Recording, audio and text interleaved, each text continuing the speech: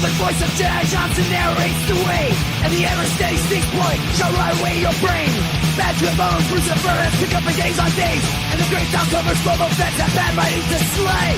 We are all damage of damage.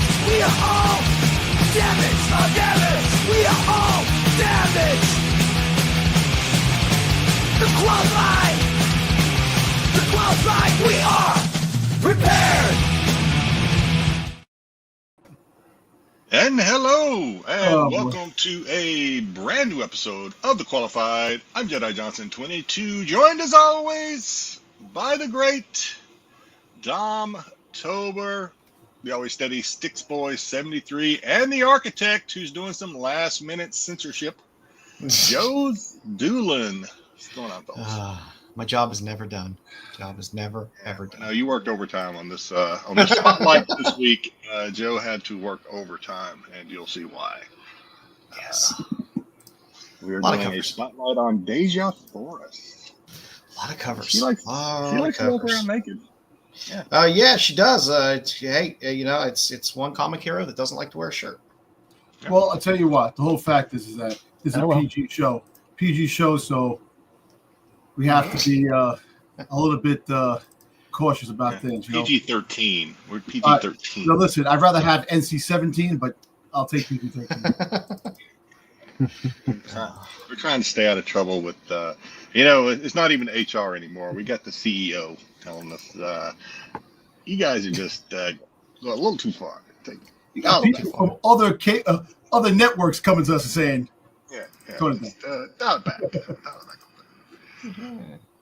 All right. Sometimes it gets away from you. Yeah, let's have fun. I'm a little confused because we don't do our What the F Friday anymore. Or do we? We're gonna say hello to the chat, or are we gonna roll right into the outside looking in? I think we go right into the chat. I think let's say hi to the chat. The Styx saw Superman. Styx is the only one of us that saw Superman, so maybe Styx wants to give a brief feedback on how he felt about the movie, since he's the only one of us that saw it. I can do a quick. I'm going tomorrow. With wife. Going tomorrow. Yeah. Jedi, I heard you say you were going to go at some point, right? I'm going on Sunday. Yeah. Sunday as well. Yeah. Joe, will you be leaving the compound to go see? Oh hell no. The Big Boy Scout. I will see it when I can sit on my couch and see it. All right. I suspect we're going to get and Styx, tell me if I'm wrong. I suspect we're going to get a retelling of the Superman, or the Superman story. That we're going to get a retelling from James Gunn, who he's got a knack for storytelling. So we'll see how it goes. I'm optimistic. Actually, it's not the original. Well, apparently it's 3 years. It's 3 years since he arrived. I bet we get something though, right? We got to. Hey, look, origin stories are done, man. No more origin stories. We don't need with every different Superman or every different Spider-Man or every different Batman. We don't need an origin story. There's going to be somebody out there that's like, wait a minute. If in 100 years you haven't figured out Superman's origin story, then you probably got a problem. How come he's made of steel? I don't. Well, listen. Wait, and if people don't understand that Superman is an alien from another planet. And he is wait a minute. An immigrant. He's not really made of steel. Why are they? What's going on? I thought I was watching the Man of Steel. This guy. No, I've heard, like I said before, I heard some unsolicited. In other words, no one had any agenda. Just people talking about it on some streams earlier on like Whatnot and stuff. People that had seen it. They said it was okay. Not bad. Not great. No, I'm not. I'm not Cosmic One. I'm not. I'm just saying the fact is that everybody should go back to the original 1939 Superman, where he came from and who he is. That's all I'm saying. And that's going at you, Dean Cain. Remember that, Dean Cain. Okay. Anyway. So, Styx apparently is not going to tell us about the movie. Yeah, apparently not. Let's tell you what. Let's say hello to the chat. GT Key Comic, coming in first and second with the how goes it, and then taking the bronze is Tommy Longbox. Let's get it going, fellas. And then he says, catch you on the rewind. So, all right, Comic, we'll catch you on the rewind. Grumpy G, evening all. What's going on, Grumpy? DK Ravens 3. Wow, I actually made the show. Well, you know what? We're surprised that Dom actually made the show because normally he's running a little late, but he was actually early today. Terry Floyd, the always faithful Terry Floyd. Well, doggy, I just got through swimming in the cement pond.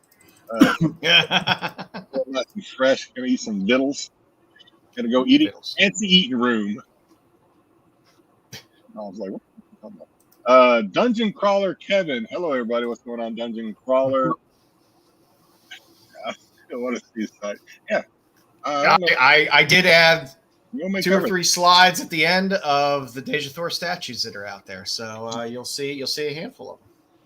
And Ed says, hey, Bluebeards on the blue pill. No, he didn't say that. Hey, Bluebeards, what's going on? Sorry, I got called to the room. You got summoned. Cosmic. I got summoned.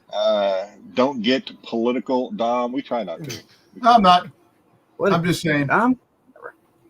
Political. Hey, kiddos. Sanjay, Superman is the best movie in the last 10 years, hands down. Wow. That's 10 You years? know what? Quite Sanjay, you know what?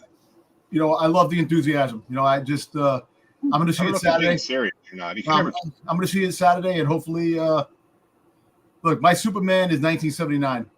Christopher, that's my Superman. If you're a Superman, if you're a DC Superman fan, and I don't know if Sanjay is or not, but you got to take some of the, with a grain of salt. I don't think Bruce Fur would ever admit, even if it did suck balls, I don't think Bruce Fur would ever admit. I'm not saying he does. No, wait, no. If it's a Marvel movie, he'll definitely downplay the Marvel movie. But anything DC, he'll keep. If they're singing in it, if they're singing in it, he'll like the Marvel. Cosmic says 8.2 out of 10. Give us Justice League Dark. Yeah, I could. Yeah, I would love Justice League Dark. Who's that? Yeah. All right, that's everybody. If we missed you, we are sorry. We're gonna roll into the outside, looking in, and watch your eardrums.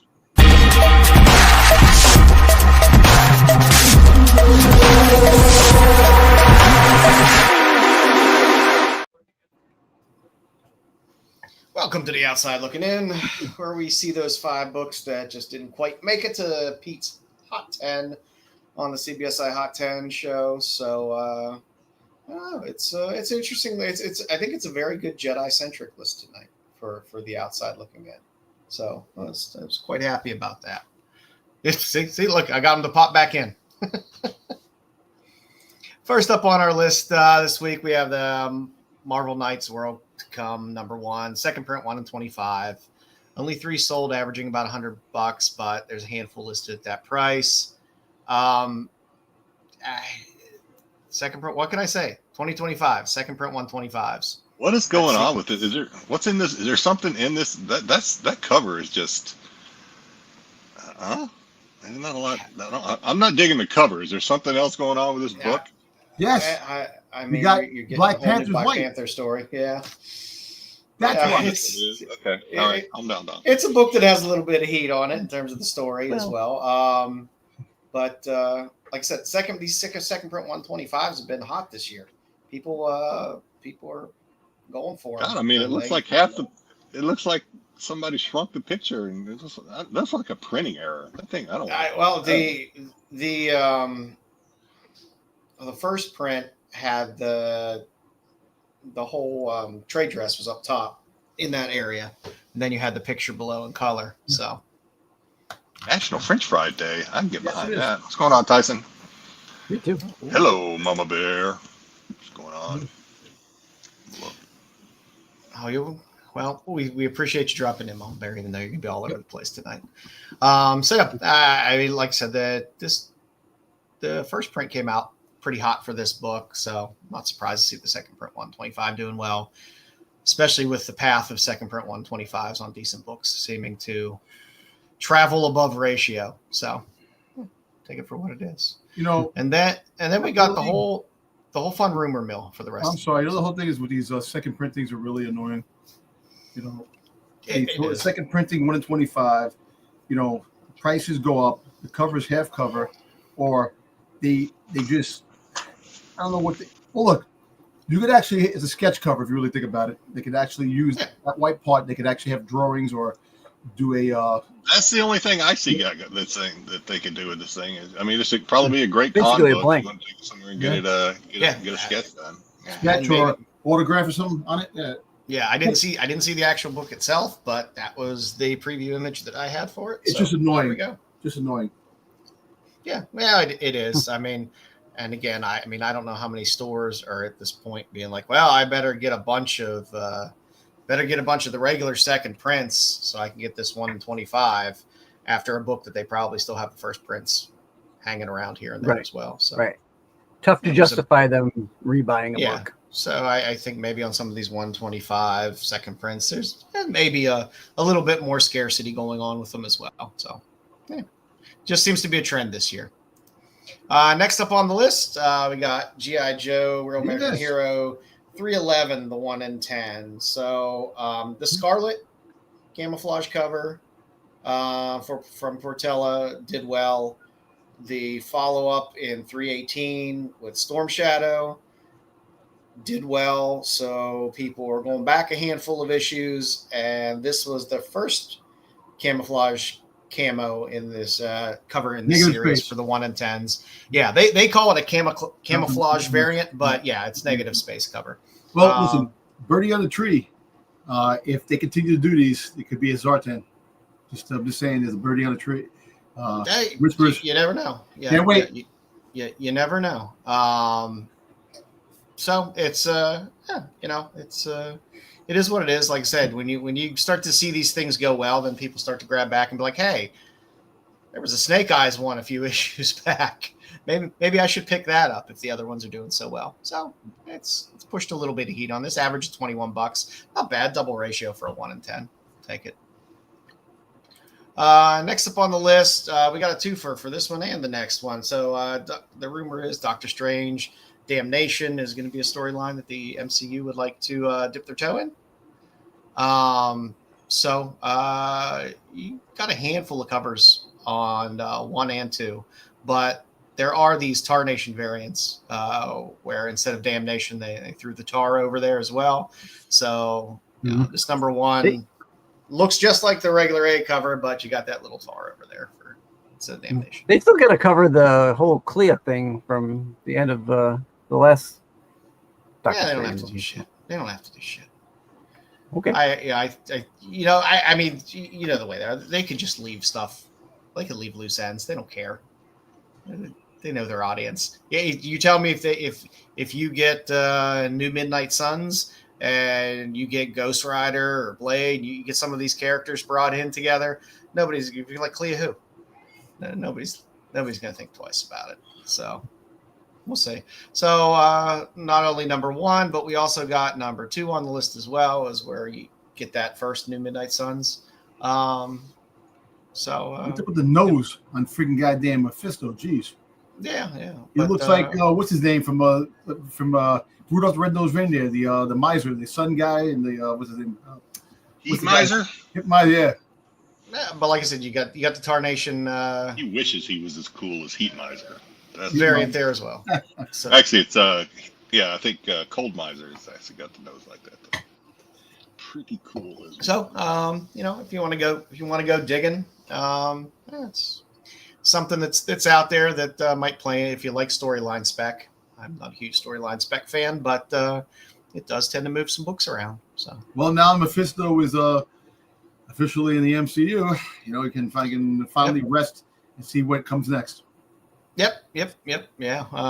Is he? I haven't finished watching that show yet. I have no idea. Did he make an appearance finally? Oh yeah. Finally made an appearance. So, I had not to go down a rabbit hole, but man, I have just not felt like finishing that series. I watched the first 3 episodes and I could not get back into it. Maybe this week. No, Kevin. Billy Piper is not the new Doctor. She's playing a different character. And she's going to be a ginger. So we got that. Jedi's going to get the exacta. Let's see if we can get a trifecta out of that new Doctor Who stuff. And last on the list, again, you start talking Ghost Rider, oldie but goodie. Why not? Spotlight 5. How many copies did you have, Jedi? God, shut up with this thing. How I many only had copies? one. One. I Yeah. had one, and I freaking undersold that thing, and I cannot stand to even look at this freaking comic. But you gotta rub salt in his wound, Dom. I gotta rub salt. You know what? Well, they did mention today that they Okay. want Johnny Blaze in the MCU, and so we'll probably be getting Johnny Blaze coming in the MCU. I would love to see them get a bigger name actor that's older to play Johnny Blaze, and then get a younger actor to play Danny Ketch. Listen, and just have the short-lived Johnny Blaze, and then we get Danny Ketch. you could either have Keanu Reeves or Norman Reedus play Johnny Blaze. You have also you could have what's his face? What the hell's his name? I forgot. I'm forgetting his name. That guy. Yeah, that guy. The guy. Freaking, what's his face? The guy. The fall guy. I can't think of his name. Ryan Gosling. Ryan Gosling as Danny Ketch. Yeah, let's just get him to play it. Yeah. Let's get well, shoot, never mind. I don't know. Every time I hear Ghost Let's Rider, get this guy. Oh, God damn it, Randy. this book to me, I mean, this is out of most people's reach. When I say I had this book, I'm not talking about I had like some beat up 3.0 copy. I had a very nice copy of this book, and I let it go way too cheap. So get this freaking thing off. Hey, Jedi, you should go up for the foreign editions. Get the foreign ones. I would suggest picking up a little bit of the later Spotlight run. No, six. I got a number six, 2. Six and beyond. Or number pick 6. up, Sorry. Pick up that original Ghost Rider title, because those tend to overlap with Spotlight as well. Some of that early run. If you can find them cheap, I think I think there'll be a good rise overall if we see Ghost Rider come in, because everyone loves Ghost Rider. So that's what we got this week. That's that is our list. If you'd like to know more about this and these books and the CBSI Hot 10, hop over to CBSI, and you can see Pete's write-up on not only the Hot 10 but also the OLI. That's what we got this week. Let's do some pickups. What do we got this week, kids? Styx, you want to go first? Sure, I'll go first. Sticks. Yeah, I'll show what I got. I'm eye on you, Styx. I'm watching. Should I brought a blanket? No, I don't got too many. Today I hung out with Bruce, Kingdom Nerds, and we went to see the Superman movie. So I stopped at the comic shop there at the mall, and I dug through the dollar bins. So Daddy Bruce, have you watched some books? Might remember that by that stunning review of Superman that Styx gave us at the beginning. A 10. The one where I walked away. He bailed. So I got held out of the room quickly.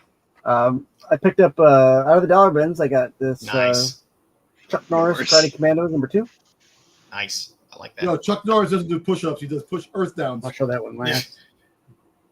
I picked up Conan 241, which is the McFarlane cover. Nice. Oh, nice. Chuck Norris isn't in the dollar bin. Just all the other zeros got scared and ran away. Yeah, exactly. There you go. Oh, there you go.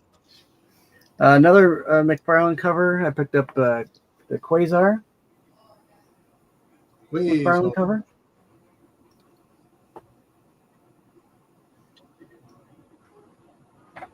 Peter Parker, Spectacular Spider-Man #31. That's one just for my PC stuff. Found this book. Figured why not? I probably have one or two. You're like, how many 50 copies did you got? Jeez. Yeah, who knows? A beat up copy of Thundercats #18. One I'm going to read. Nice. Of course, I couldn't leave the dollar bins without picking up a Doctor Who book. Oh, there you go. Can't believe you haven't picked up that lunchbox yet, Styx. I got to get that lunchbox. You're I got to find out. Slacking Still now. available. So this one I'll show last. That's the big one.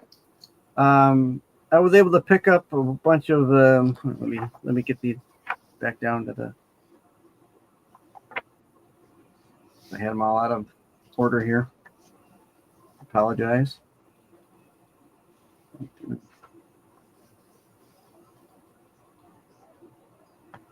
Doing great, Styx. You're doing great. Great. I know. Even with just a small stack, it's going to like milk it for like 15 All right. minutes later. So I was able to pull out of that dollar bin a nice stack run of Static. Oh, that's nice. So I was able to get 11. Where in the run? Because the later part of that run is actually This pretty is sought after. this is kind of early. I mean, it's in the double digits. I got 11. I got 12. I got 15. Yo, the freaking comic shops love Styx. He buys the books that no one buys. I got 16. the ones in the mall. I know, right? I got 17. Nah, people do like Static. Static is good stuff. 18. Got 3. And the two later ones that I was able to pick up were issues 36 and issue 31. 31 is a little harder to come by from what I'm understanding. So, It's 99 cents in the cover. yeah. And then the last one that I was able to find, which was I was surprised to find it in the dollar bin. It is beat up a little bit, but it's not bad. It's not bad. Little Spider-Man and His Amazing Friend #1 in a newsstand. Nice. So That's always a winner. Firestar. It's a great book. Iceman. I tried. It won't let me. I don't know about here you go. That's what I got this week. All right, Nice small stack for you, Jedi. Jedi, you're up. Oh, all right. So I'll go through these kind of quick. Some of them I do not know who the artist is. This is a Perillo, Samurai of Oz, Nice.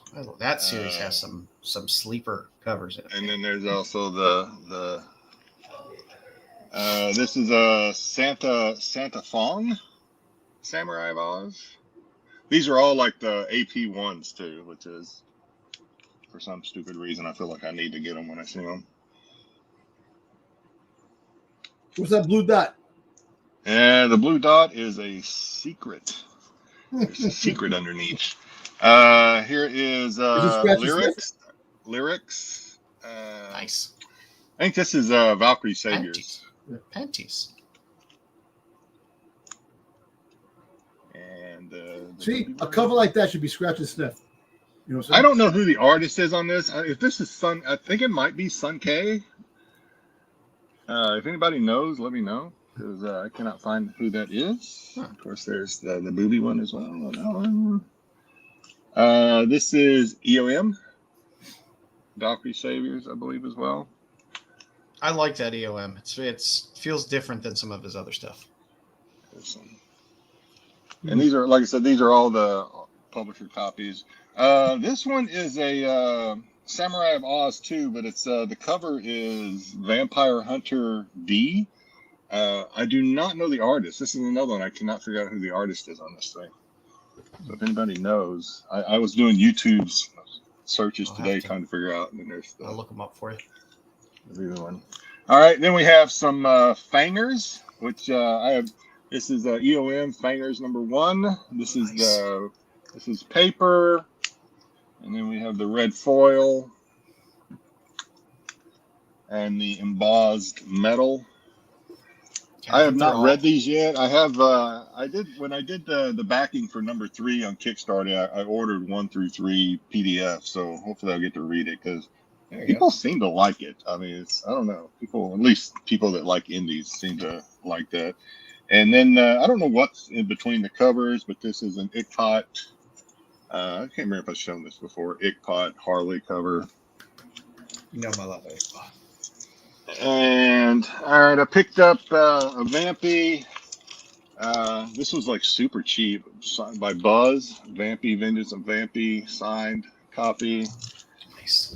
And I already had one of these, but I don't know why, because it was pretty cheap. So I got another Greg Horn Vampy. I have a Vampy slab pickup this week, Jedi myself. Ah. I picked up this. This was like super cheap. This is not the original. This is a reprint, so it's just Vampirella #2. I got my. This is Vampirella 3 with the forgot her name already. Darn it! But oh well, never mind. But it's remarked by the artist. Vampirella 3. Those are great remarks, by the way, on that. Yeah, I like her style. I mean, it's kind of the kind of style that. Dang it, she's the one I posted the picture of. She's a very good-looking young lady. I love when they don't phone it in on the remark. And then this is like really cool. This is by JC or AC. I can't think of the last name, of course, but this is a sketch cover I asked him to do. I asked him if he could do Leia's slave outfit underneath her gown from episode 4. He's like, "Yeah, that's a great idea. Let me do it." So he did that for me. AC. I'll think of it later. All right, not quite done yet. I love having art done on blanks. I showed this a couple of weeks ago from Marissa Pope.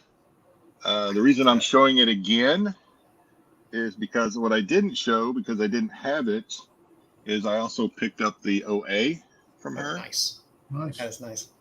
On that. And I got Marissa Pope's. This is Vampirella '2, Marissa Pope. That's good. Vampirella. It's pretty Vampirella. And my very first OA cover. This is the OA cover of that sweet Vampirella. So I do have one other Vampirella OA. It's a prelim, but this is my first cover OA of Vampirella. Nice. And that's all I got this week. Let's try to start organizing a little bit because I got to start showing a little more because I can't organize and put stuff away until I've shown it on pickups. I did get a slab. There you go, Jedi. I got. I love that cover.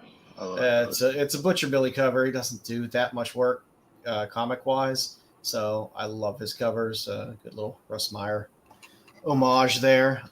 Picked that up. Little flops. A small little strip which has a lot of great flops art in it. I got Maria Lovett, Gehenna, the explicit cover. I got the 1 in 25. I don't know if Joe's brought these up or not. I'm just showing them again. Yeah. Let's see. I got They Chose Violence. Oh, it's not Sun K. I don't know who it is. Some Raza stuff. Pinocean 1 in 20 for oh god, why is my brain Hello Darkness. The 1 in 5 ratio on Darkstalkers vs Street Fighter. Little Toxic Avenger ratio that has the card in it. Nice. You saw the trailer? Yeah, I'm excited about it. I think it's gonna be fun. Yeah. Nothing lays evenly on the slab. A little dots. What's going to be fun? Sorry. Toxic Avenger. Oh. Anybody see does anybody else see the Red Sonja trailers or whatever? Yes, I have. I'm excited about that. The girl that's playing Sonja is fantastic. Conan, as always. There's the trade dress on the Hello Darkness. Pinocean. A little more Pinocean. Conan. Picked up a couple little Beneath the trees. Let's see what else we got here. And then went a little back issue wise. I picked up. I have number 1 around here. Dom's. You got hurting, man. Hurting. These are those Image 30th anniversary books that came out a while ago. I thought that was Boba Fett for a minute. Yeah. I picked these up because I really enjoy the Gehenna comic that came out, and that's where it was originally printed. So if you like that series, those Image 30th anniversaries are where it was originally printed in. So I got a little Arminicopian It looked like Godtail to you, Terry? I don't know. Nah. Okay. I picked up some old Doctor Strange. That's what I got this week. So, I just want to Okay. back to this one. This is the one that you think this is Godtail? I mean, actually, the closest thing I could find as to who this was, it was a list between Yam, Sun K, because they had, but they didn't say which one it was. They had 4 different Yam or comics, Yum? and then they had artists. They said, I'm sorry, not Yum or Yam, whatever. Sun K, Lena Dye, and Shikari. I know it's not Shikari. No. But if it's Lena Dye, I don't know. I don't know. If it's it doesn't look like a lot of other Godtail to me though, but maybe it is. No, it doesn't. What, that was Samurai of Oz? Samurai of Oz, yeah. I'm assuming it's Mount Olympus.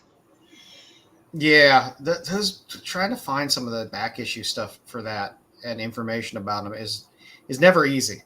Yeah, the only thing, like I said, the only thing I could find was an X or Twitter post, and it had 4 covers, and this one being one of them, and it had 4 different artists, but it didn't say which artist did which cover. Yeah.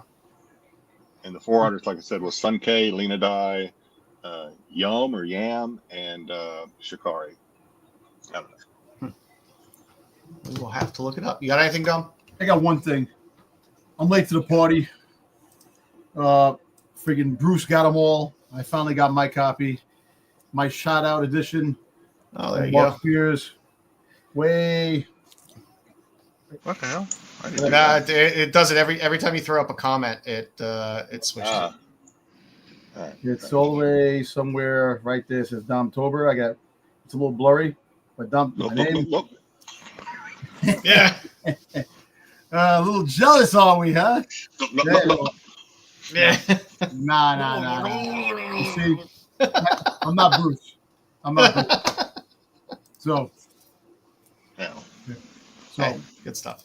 hey, I finally Good got stuff. it. So, Nice. nice. Thanks, Cosmic. All right. For Comic Now and Later this week. For this week, Savage Sword of Conan, number 9, cover C. There is a Neil Adams Virgin variant. It's Neil Adams. It's a great Conan. Granted, yes, it's a magazine, but it's a great Neil Adams Conan. To be able to get that Virgin, it's pretty nice. Blood Type 2 Mercado is just this. He's killing it with the A covers on that series. So I'm just picking up all of those. And Darkstalkers vs. Street Fighter has a nice Marco Andolfo web store variant that you can get off of Udon's website. So that's what we got for this week. There wasn't much that was really piquing my interest this week. Dom, you want to sign Tyson's Monsters? Have you ever signed a comic before, Dom? I'll sign it. Be first signed. Listen, Be the I just first thank signature you ever see that's larger than the Rip. comic. Listen, Mark Spears, man, I appreciate it. Thank you very much. You're a kind sir and a gentleman. Thank you. Appreciate that. Now, if you want me to sign, I'll sign it. I get used to these things, man. If anybody's going to be over at San Diego Comic-Con, I'll be signing autographs over there in 2 weeks. So. Just bring a pen because he won't You have gotta, it. you gotta win the raffle. You gotta win the raffle first before Don will sign your. Dom will be located between the South End men's and girls' bathroom. Listen, the only donation I ask for is you got any Boba Fett's, Hordaks, Zartans, Soundwaves, and maybe a Stitch or a Hobgoblin. That'd be perfect there. That's all I ask for. So for the future, I got Department of Truth 0. We're getting a 150 cover. I just, if you were collecting all these covers that were in this format, why not grab one with Elvis on it as well? So That's interesting. yeah. I mean, I got the Lee Harvey and all the JFK ones and stuff like that. So I got the Lee Harvey one. Yeah, so I mean, if you're collecting those, it's going to come out there as a 1 in 50, so you might want to grab it. Again, I really like this Gehenna Naked Aggression series. Gehenna? It's a lot of fun. If you like Gun Honey style stuff, where you're just getting a lot of action, straightforward. There were a lot of during the streams that I watched of Denver Fan Expo. I guess there were a lot of exclusives. I don't know if they were Expo exclusives or people were just, but these people were trying to sell a lot of this title. It's a good series. This is the weirdest not for safe variant. I mean, the only difference between this and the safe variant of this exact cover is she has those wraps on her boob in the safe cover. So it is literally the smallest amount of editing covering ever. A little bit of cover. the covering the nippage. Yeah. And for all you Suspiria fans out there, she is doing the 1 in 10 cover on Star Trek Red Shirts 3. So for all you Suspiria fans out there, Red Shirts in general. I mean, I don't collect a ton of Star Trek books, but this series has fantastic covers across the board. It looks like a fun horror series. And again, it's Suspiria on a book that people might be sleeping on. So it's out there. And for our tops and tails of the week, why not go with Sugar Pop on the fly? There's still some days left. The Ickpot and the Chadzudis covers are both fantastic. I feel this is a little bit reserved for Ickpot. I haven't pulled the trigger on this one yet, but I've seen it. This is the Chadzudis. Hey, Dan. The Chadzudis is good. And the Ickpot is good. I mean, it's Ickpot. You look at it, you know it's Ickpot. Yeah. But sometimes he takes it to the extreme. I feel this is a little more reserved. But that's about all you can say when people talk about. Well, that's too much. That looks like what it looks like. What did Pete say? He said it looks like one of those therapy balls that somebody squeezed too hard. And I was like, yeah, that's Ickpot. Yeah. I don't mind. I enjoy it. I find it something completely different. You don't see covers like these, like Ickpots. Not too many artists are doing this style. So it's fun. So that's what we got this week. And with that, I believe, I do not have an intro for this, but we do have our 5-minute Vampirella update for number 3. I still couldn't get a hand on it myself. So Jedi has read it, and we can read it. Jedi about it. I did read it. Did you? Are there any? I got at least the covers for us to look at. You know, we got our Perillos. Oh, I love the Figure Weird Science. That's Shannon Mayer. Yep. The Weird Science. Of course, you have Mark Spears doing the. That is the only. Of course, this is just the re-imaging of the 616 Vampirella 666, maybe I can't remember, but. So this is actually the only one that I wanted was the one with the moon behind her, because the others I didn't like. I mean, I just didn't like them. But the one with the moon behind it, I kind of got behind that one. I dug it. Yeah. And then the Chadzudis, we say all the time, Chadzudis is just he's killing Vampirella right now. Next to Perillo. I mean, and I would say next to Perillo, but they're two so different styles that it's hard to compare the two. They're both just like really good. Perillo's great. Perillo's darker. He leans a little more into the horror at times, even though they're still sexy covers. He leans into the horror, whereas Chadzudis they're more playful covers. They're fun. Yeah. And then of course we had our retailer incentives as well. The Ferguson, that's not a cosplay. That's no. That's is that I don't know who did that one. Is that that's Ferguson? I don't know. Are we talking stores or not? Oh yeah, I don't care. We can talk. This I think the Ferguson 616, the other one, the really good one. I have that one. I didn't show it, but I have it. That's Night of Comics, I think. Mm-hmm. So is that other one that I just showed during pickups, whose artist, the young lady I can't remember. That's also Night of Comics. I don't know who the last one is. Is that you probably know. Stadium? Stadium.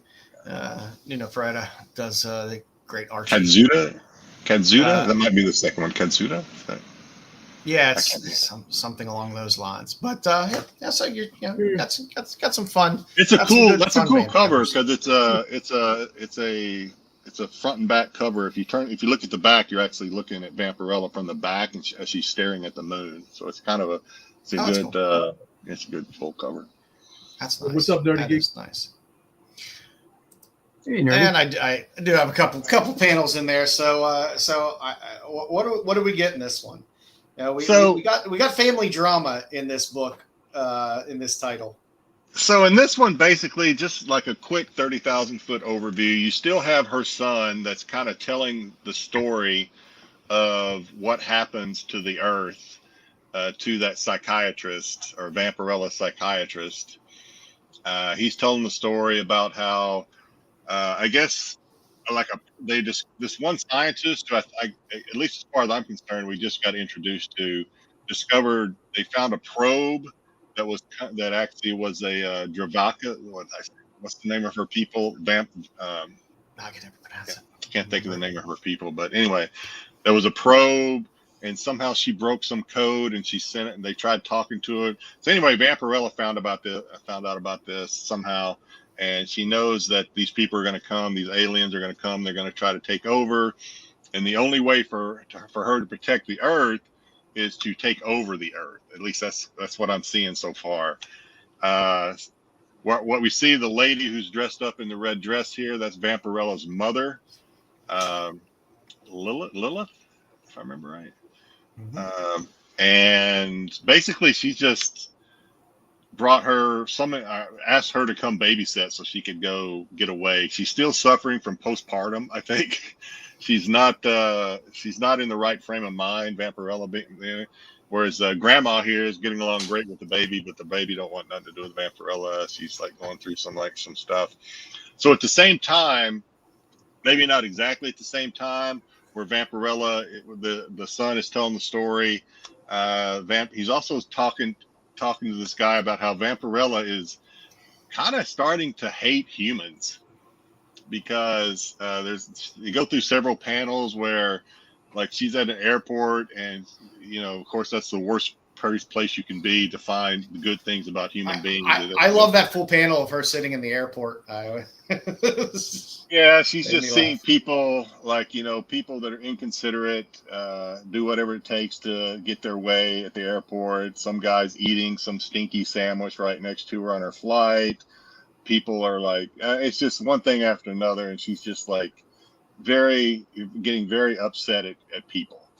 So I don't know where that's going to go, but we also got that in issue 3. So a little bit further down the storytelling of how Vampirella takes over the world and why, and also she's getting she's not liking us people very much right now, because we're inconsiderate, we're dirty, we don't basically, we're just super inconsiderate. So the one thing I've found that I enjoy about reading through these Vampirella books and stuff like that, they're very straightforward. They're not too much. They don't try to do too much. Don't try to push too much. They just kind of let the story progress without having to give you too much backstory to have to read or whatever. They put it through, and interior art's good. The interior art's good. I like. Is it Christopher Priest is the writer? Yeah. I kind of dig his style, because, like you were saying, they don't dance around. They're not afraid to tackle. Like right now we're looking at postpartum. We're looking at just humans are shitty beings.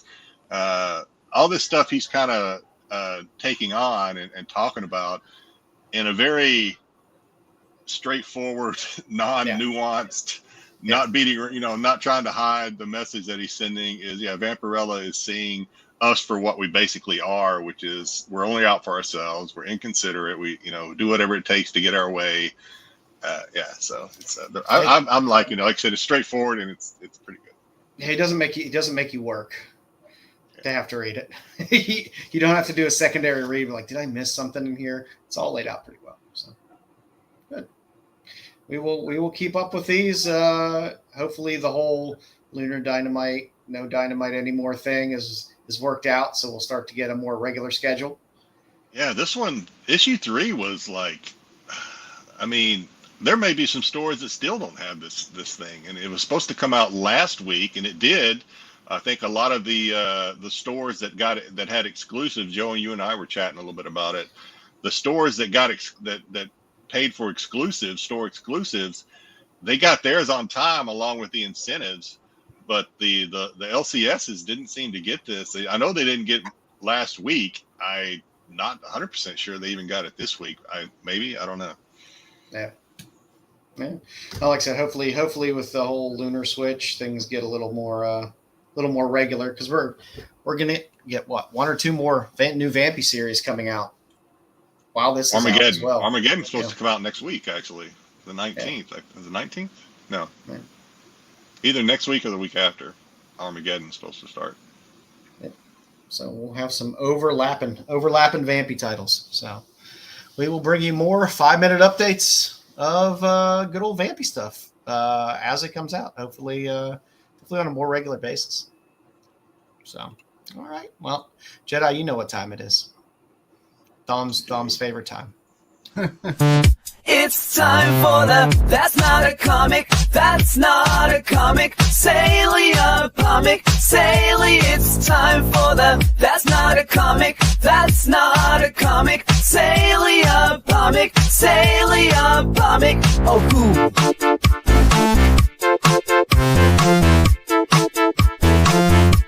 Sale of the week.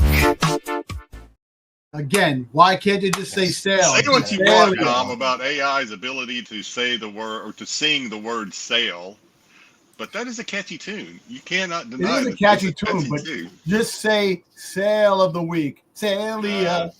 What's up there? Once that happens, it's all downhill, Dom. We'll be taking over in a heartbeat.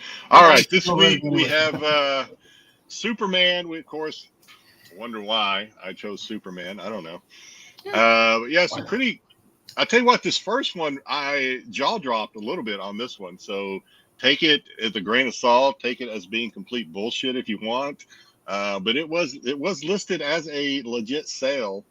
Sega Genesis Superman video game, factory sealed, first edition from 1992. The guy was asking $99,000 for it. And he did a best offer accepted of $20,000. What was it, back in earlier this month? So, this month.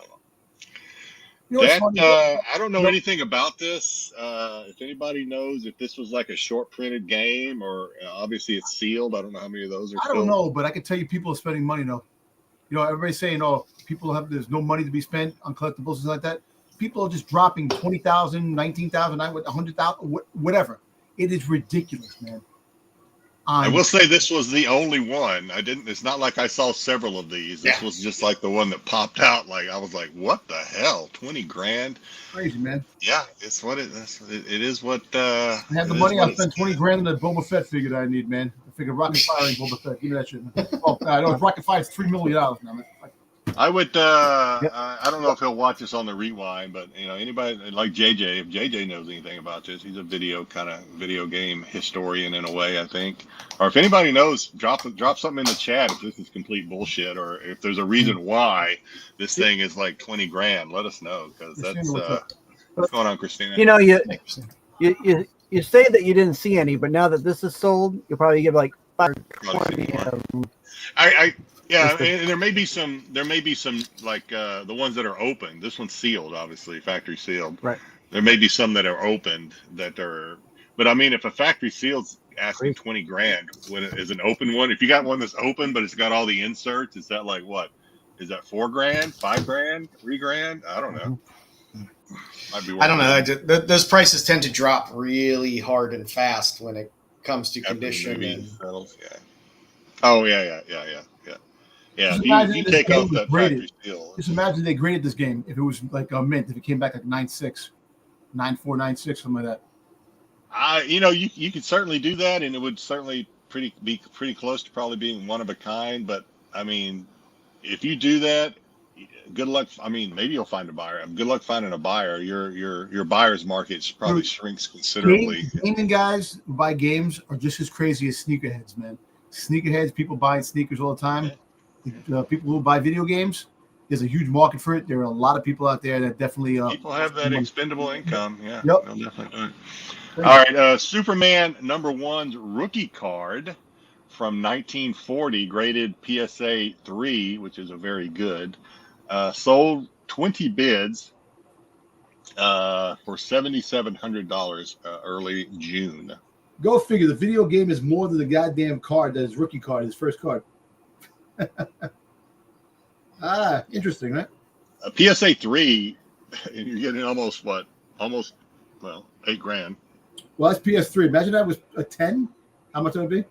Oh yeah, if you're a 10, you're making more than that video game. Oh yeah, you're probably up in 6 digits. Good luck finding that card in a 10. Yeah, but I'm just saying. But even a 3, look how much money a 3 is. So just imagine if it's a 5. You took about maybe $20,000 with a 5 or more, depending on the value. There can't be that many of those floating around out there. Not at all. No, that's is that considered? So if that was a 1940 comic book, would that be platinum or is that still golden? It's platinum, right? It's still golden age. It's still golden. Okay. Yep. All right, and then 2 slides this week. Hey, your shirt says it all, Jedi. Stay golden. Stay golden. Hey, check this out. A 1996 Tiger Electronic Superman handheld game sold with the best offer of still sealed, $1,200 back earlier, just about a week or so ago. Last month. That be July. That must be June. That's crazy. How many grandmothers probably have one of those in their closet tucked away somewhere that they forgot to give one of their grandkid or it's just that they kept it in a box. The mother kept it in a box somewhere and put it away. Yeah, or it could be a warehouse find, a 1996 warehouse find. I don't know, maybe. There's Tiger handhelds for everything. The Lego, that's the thing. San Diego Comic-Con 2019. Yep. Lego DC Black Suit Superman minifigure. From man, my typing was just terrible, Joe. 21. I fat fingered the hell out of this week. 2013, I believe, unless we are in the future. San Diego Comic-Con sold for $4,500. Best offer back in on a best offer late June. Wow. Those Lego minifig collectors are an interesting bunch as well. Yep. There's some good rarities out there for those minifigs. So you've seen that on the Star Wars show last week. They had a custom Cad Bane Lego figure somebody made. Sold for almost $900, dude. A custom. It's crazy. That was crazy. That's nuts. Okay.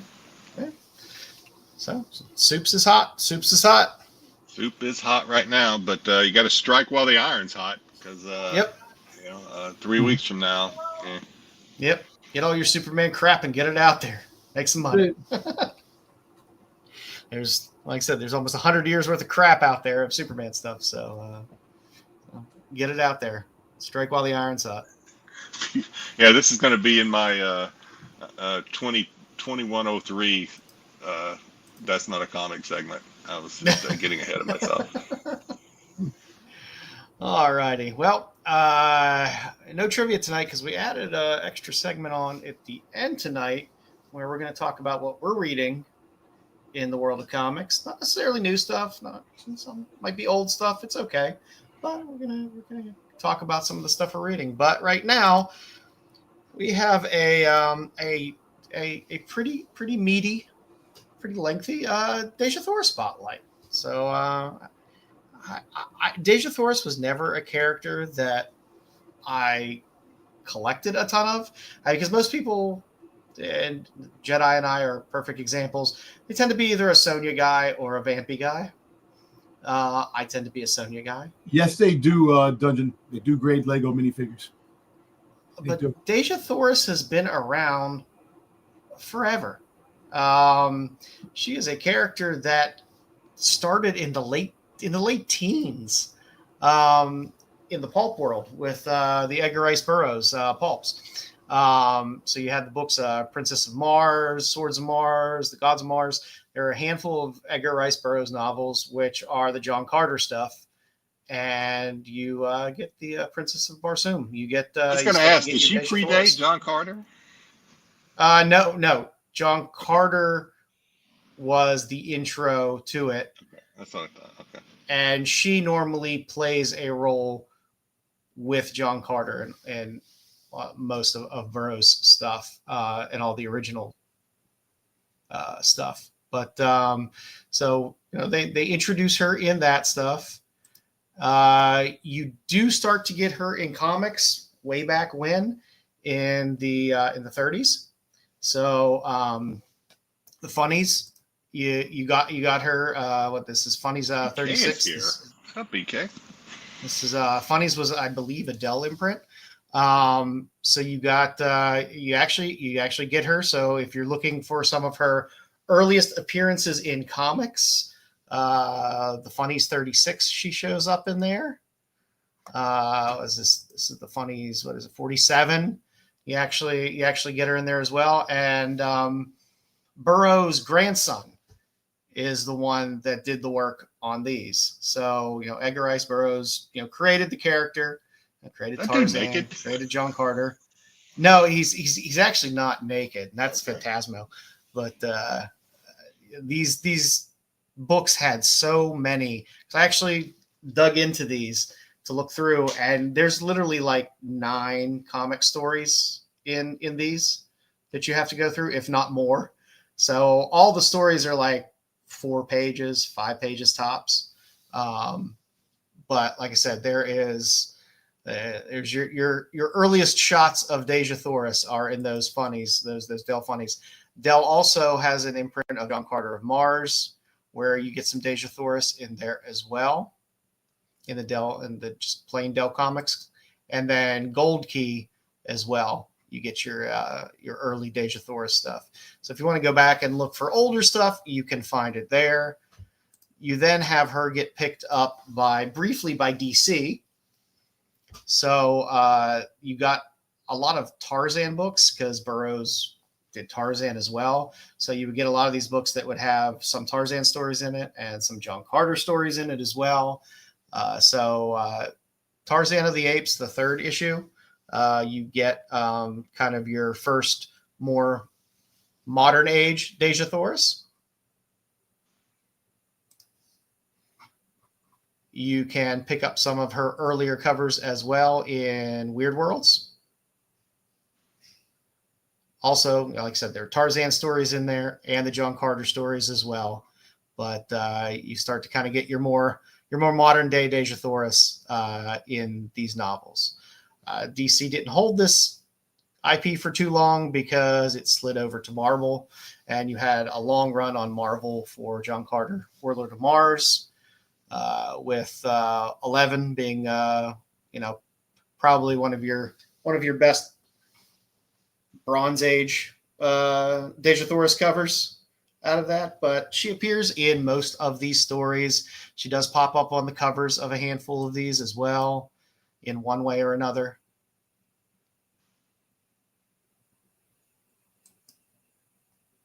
So again, these are books you can dig through and find. Some are a little more expensive than others, but none break the bank if you're looking for older Dejah Thoris stuff.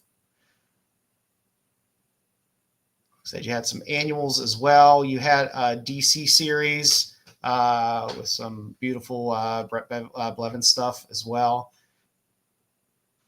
That was just, I think, a 4-issue little run.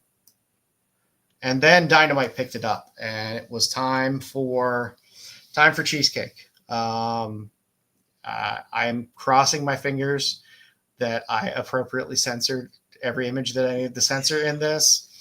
I tried to pick most of the clean covers where I could, but I couldn't. Jedi, as a Perillo fan, the old Warlord of Mars stuff, all through the Dejah Thoris stuff.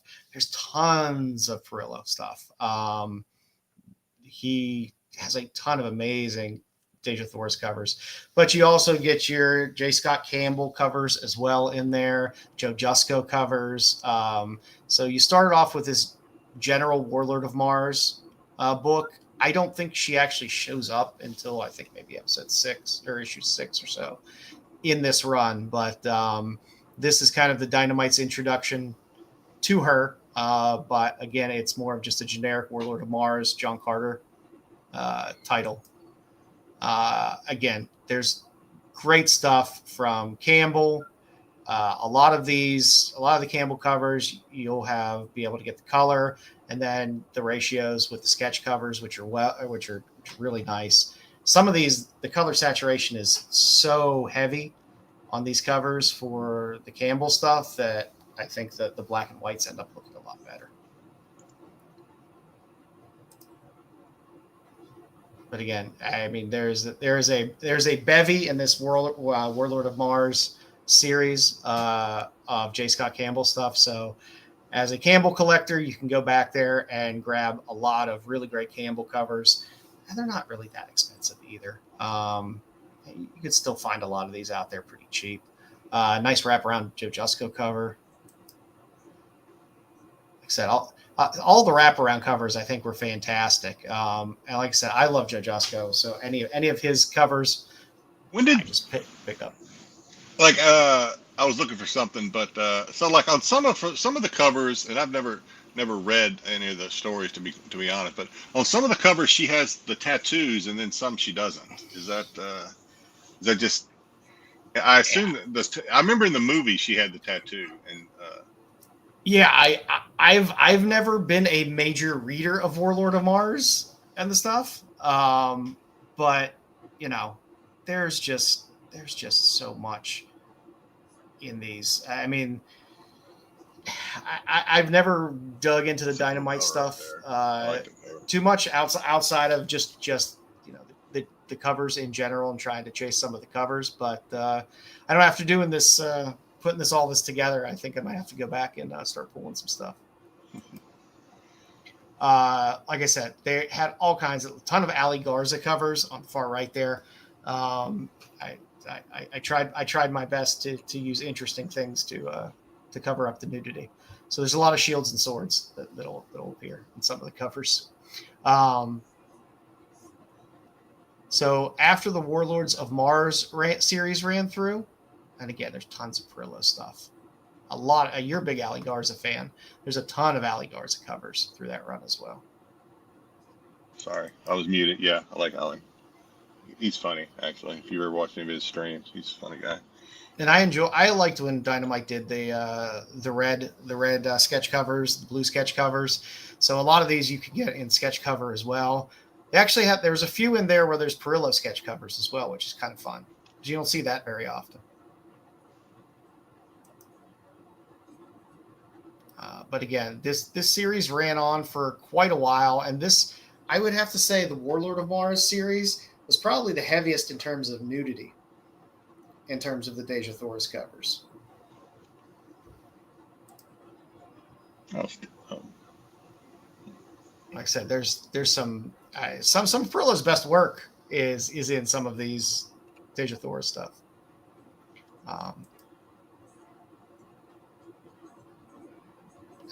It's funny. Well, you're going to get to some of the more modern, I know the more current covers, but it's funny because Joe mentioned you're either like a Red Sonja or you're like me, more vampy. You have Purgatory. You have all these Dynamite or these other small indie company titles, right?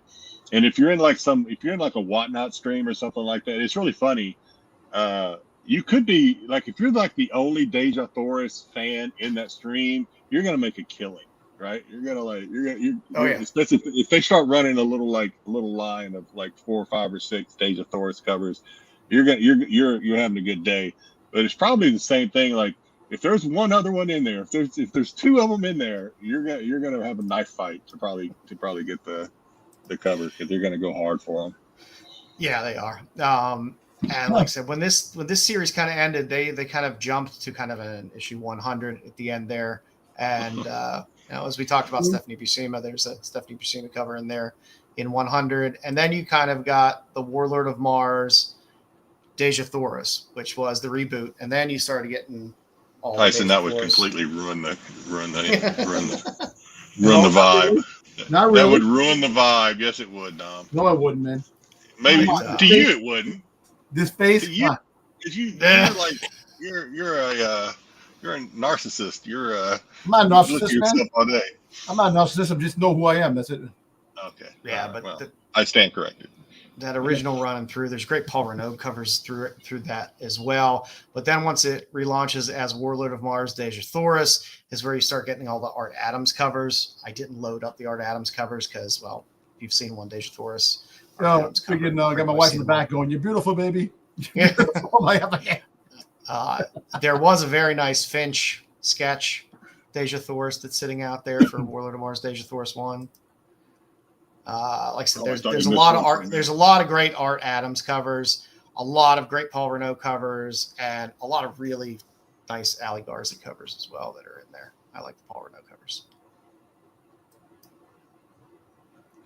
And again, you can get those kind of the heavier sketch ones that they have, but the light line sketch ones that they have are actually pretty nice because they, like I said, they do a lot of heavy color saturation on a lot of these and kind of bleeds out a lot of what's going on in the detail. So you can get most of these in some type of sketch. That the third one over is a Dynamic Forces.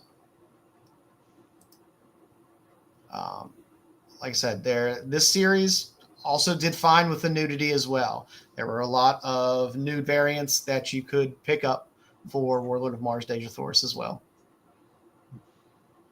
And like I said, they all winners, hands down. What's going on? hey, that's where my cousin lives, Raleigh, North Carolina. But that's not my cousin. You had a shorter series, a John Carter Warlord of Mars as well, where you could have got some Campbell covers out of that as well for all you Campbell fans. A great thick J.G. Jones wraparound cover, which I love. The Cedric Pilat had 2 bombshell covers out of that run as well. And Jay Lee had these just badass sketch covers, which were really cool.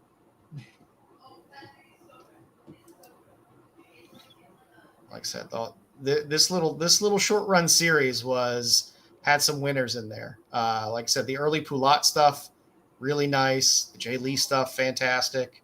And like I said, a lot of Jay Scott. There was another little series, John Carter, The End, where you could have picked up some Dejah Thoris as well. Not really so much eye candy as more John Carter story. I actually like those covers. I mean, they're pretty cool. The covers are pretty cool. They're not like really like you look at them and go, oh my god, but they're just the way the drawing, the way the yeah, you're like, Dynamite, what are you doing? Why are you giving us normal stuff? Yeah. She shows up in the Swords of Sorrow series. So Swords of Sorrow is always fun because you can pick it up if you're a Vampy fan. You can pick it up if you're a Sonya fan. You can pick it up if you're a Dejah Thoris fan. But there's a few Hack covers in there as well. So if you like kind of that distressed pulp look that Hack does, there's a handful of Hack covers in there. Lotte has some covers on there. Jay Lee. There's some good stuff in there.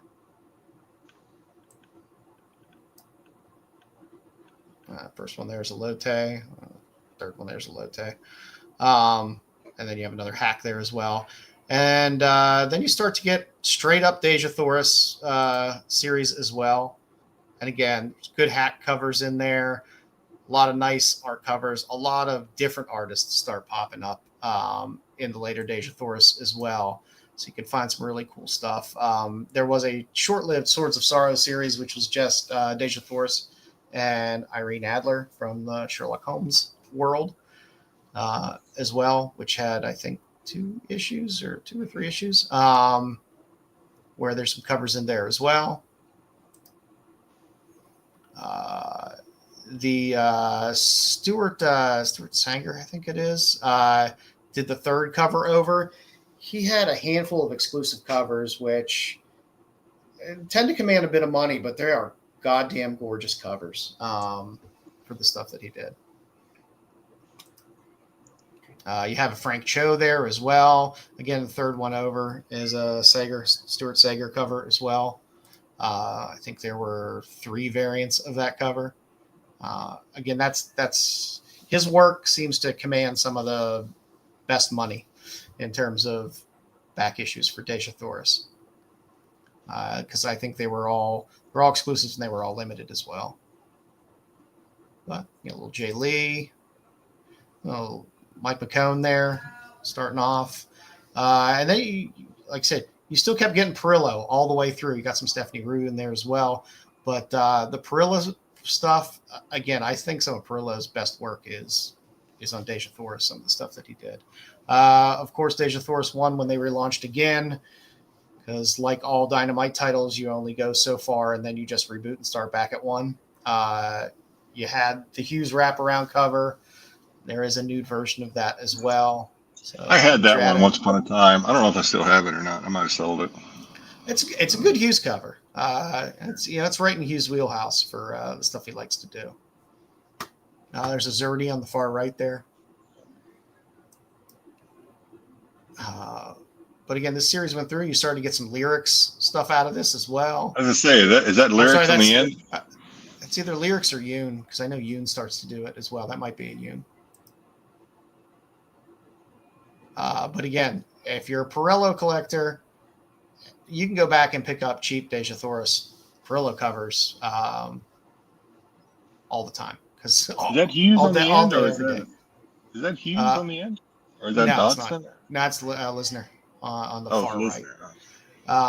And of course, the first cover there, you get a nice little ASM homage, who did that homage? Homage. I'm trying to remember. I can't remember for the life of me who did it. Going through all these goddamn covers there, all the names started to homage. Yeah. But that one's a good one. It's very straightforward.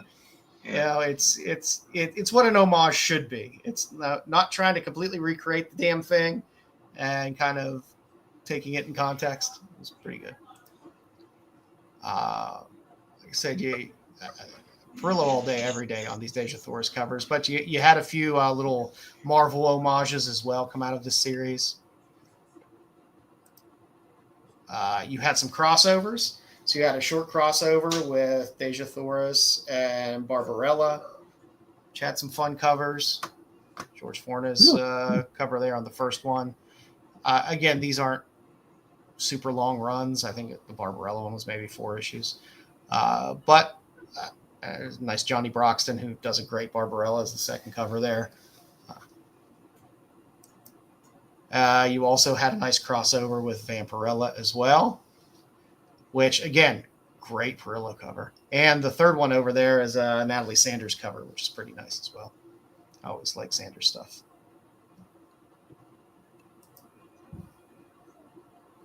And that Perillo on the far right is just nice. That's good stuff.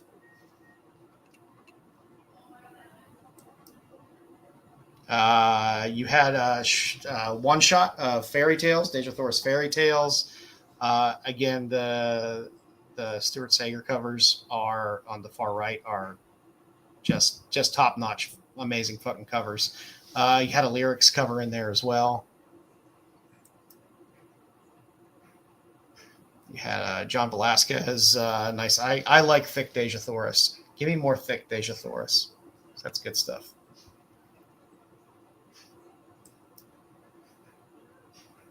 Like I said, then you have, I think this is the most recent imprint. This is when you start to get a lot of lyrics. So there's lyrics covers popped in through here. There's Yoon covers through this series as well. There's little Burns, on the far right, your obligatory Coppertone homage Josh Burns cover.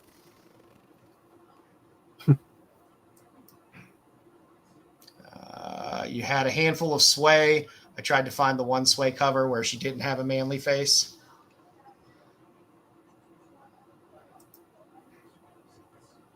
And like I said, this a lot of Lisner covers through here as well.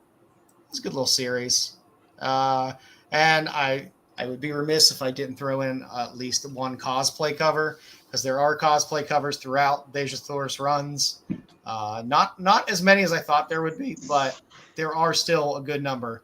Dynamite does love their cosplay covers. Yeah. Who is that? Do you know who the cosplayer is? Is that God, Rachie? I forget her name. No, it's not. Is it Rachie? It's not Rachie. No, it's not. It's not Rachie. I forget her name. But the picture says Jedi knowing cosplayers too now. What the hell's going on, man? I only know Rachie. You're really corrupting him, Joe. You're really. I know Rachie. That's the only one I know. A nice young Rachie. man when he first started in Star Wars, and you corrupted his mind. Slut. Hey, Rachie's a sweet girl. the Dynamite series as well did have an Eom cover in there. I was gonna say that's Eom. Dejah Thoris. Oh, Yep. Yeah. You get that one. Yeah. Some Eom in there, and Use that one for this. the Preorders was nice on that too. I think that's Dynamite 3. Yeah. Yeah, those are both good. Even who did the first one? Is that First one was from another little John Carter series.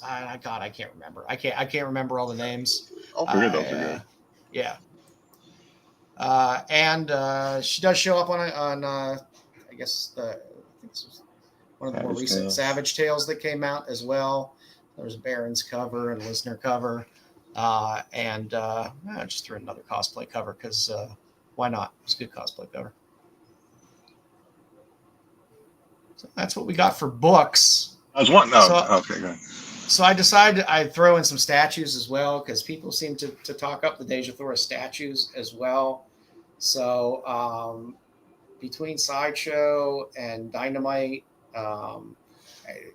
there's some fun Dejah Thoris statues in there that are quite pricey. I was surprised how many. Some of these go for like $1,500, but.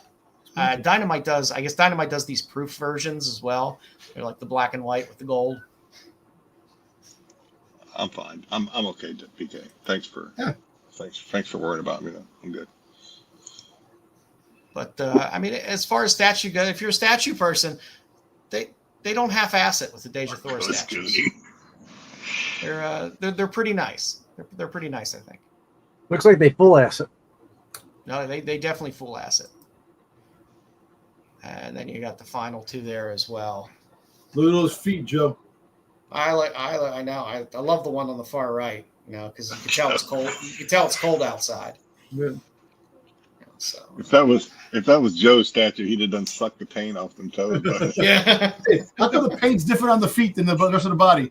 Nah, I just can't defect it. That's why. All right. Don't worry about it. Don't worry about it. So that's what we got for Dejah Thoris this week. Like I said, Hey, before we exit this, though, I appreciate. Joe killed it as always, but this is a good example because we would be remiss maybe if we didn't say that this was not our idea. This came from a viewer to do a Dejah Thoris spotlight, and I tagged him a couple of times, or him or her, I don't know. Martin Farley basically said, "Hey fellas, something for your retrospective segment. You've already covered Vampy and Sonya. How about give some love for Dejah Thoris? Lots of great covers. Keep up the good work, etc." So yeah, that came from one of our viewers. So, and it's just that easy. That was from like 2 or 3 shows ago. If there's a artist or a character that you want us to spotlight, let us know, and we will put it at the top of the stack of things to get out and get done. So or Joe will, because Joe's the one that does the grunt work on these things. But I love digging through these. I like to see the history of the character. I like to see that history of the character. I mean, it started in 1918, 1919, in terms of this character being put into a work of fiction, and the fact that she still carries on now over 100 years later is it's pretty impressive. We didn't do it before. What is Matt doing in this in Tyson's? Is that is that Always Sunny? Is that an Always Sunny family? Is that Always Sunny? Okay, it is. Yeah. Okay, got it. Yeah. Okay, I didn't pay attention to it earlier. Tyson, as always, coming up with good stuff. That is what we got for this week. Jedi, do you have thank you. That was good, man. collectibles? I do. Give me just a quick second. Alrighty. We'll go through these kind of quick. I tell you what, I'm learning. I have to learn the new layout here of StreamYard. It's a little weird. It's a little different. Yeah, they All right. changed There up we a go. little bit. All right, so we'll go through these a little quick. So first off, we have Dom. Educate us here. Is this the first pop? So this is coming out in August. What do you think, BK? Is this the first pop they've done for the Prey, yes. The Naru and Sare? Oh, nice. Yes. Okay. Hey, if you haven't checked out that animated Predator movie that's on Hulu, that is fantastic. It's good. Yeah, so this is the first Funko Pop of that of the Prey series, and yes, it's the first of Naru and the Federal Predator, the Federal Predator, which is pretty damn good because they've been hitting a lot of Predators lately in Funko. They just had one. They had a limited edition one from the Funko shop just sell out. It was the Street Predator from Predator 2. So New York City skyline. It's hard to believe that that's the first that's the first ones that they've done, but it's the first one I've seen. And it glows in the dark too, so it's actually pretty cool. The her green on her face glows in the dark. So I like that. That's cool. We have Data from the Next Generation. It's coming out in September. Yep. With Spot. Kitty. And we have Spot. What is TOS? What is TOS? That's the original series. Original series. Okay, so, got it. TOS. But the whole fact is they came out with different generation of characters for this. Yeah, from the different shows. So I didn't know what TOS. Yeah, the original series. The original series. And then we have from Deep Space Nine, we have Quark. Yep. It's coming out in September. He likes profit. We have Ghost Rider, Strange Tales, Ghost Rider coming out, and then we also have the exclusive Glow in the Dark, which is like I was gonna say they're better $1 more. in the dark. Yeah, from Entertainment Earth. Yeah. Well, they have both. They have the regular, and then they have the Glow in the Dark for $1 more. I don't know why you don't go for the Glow in the Dark, but you can get both. Yeah. Those are out in September. Jedi's definitely getting those. They should have done Blacklight. Blacklight Ghost Rider would have been cool. Well, they actually have a Blacklight Ghost Rider on the bike, which came out a few years back. Oh yeah, that one's pretty popular actually. Yeah, I remember that one. You have Morbius that's coming out in September, and not only is he on the screen, but he is in Funko. We have Mephisto's first pop. So this is is that his first? His first pop, yeah. Okay. All right. Cool. It's not half bad of a pop. Nice. You can pretty much rest assured that anytime there is a new drop or a pre-order of Mars Attacks, anything, that I'm going to have it in the slide deck. Excellent, because that's fantastic. Yeah, Super 7, $71 though. That's an expensive figure. It's not cheap. Not cheap. But those are they're these figures, those special figures that Super 7 makes. I'll give you like a good example, like here, like the Soundwave I have right here, and the Zartan. So these are like $51, like $60. So they're worth a lot of money. They're expensive. Yeah, not cheap, the boxes but are beautiful though. Yeah, it's Mars Attack. So yeah. And then if you're an Aussie and you want to celebrate what they're saying was the last Aussie performance in London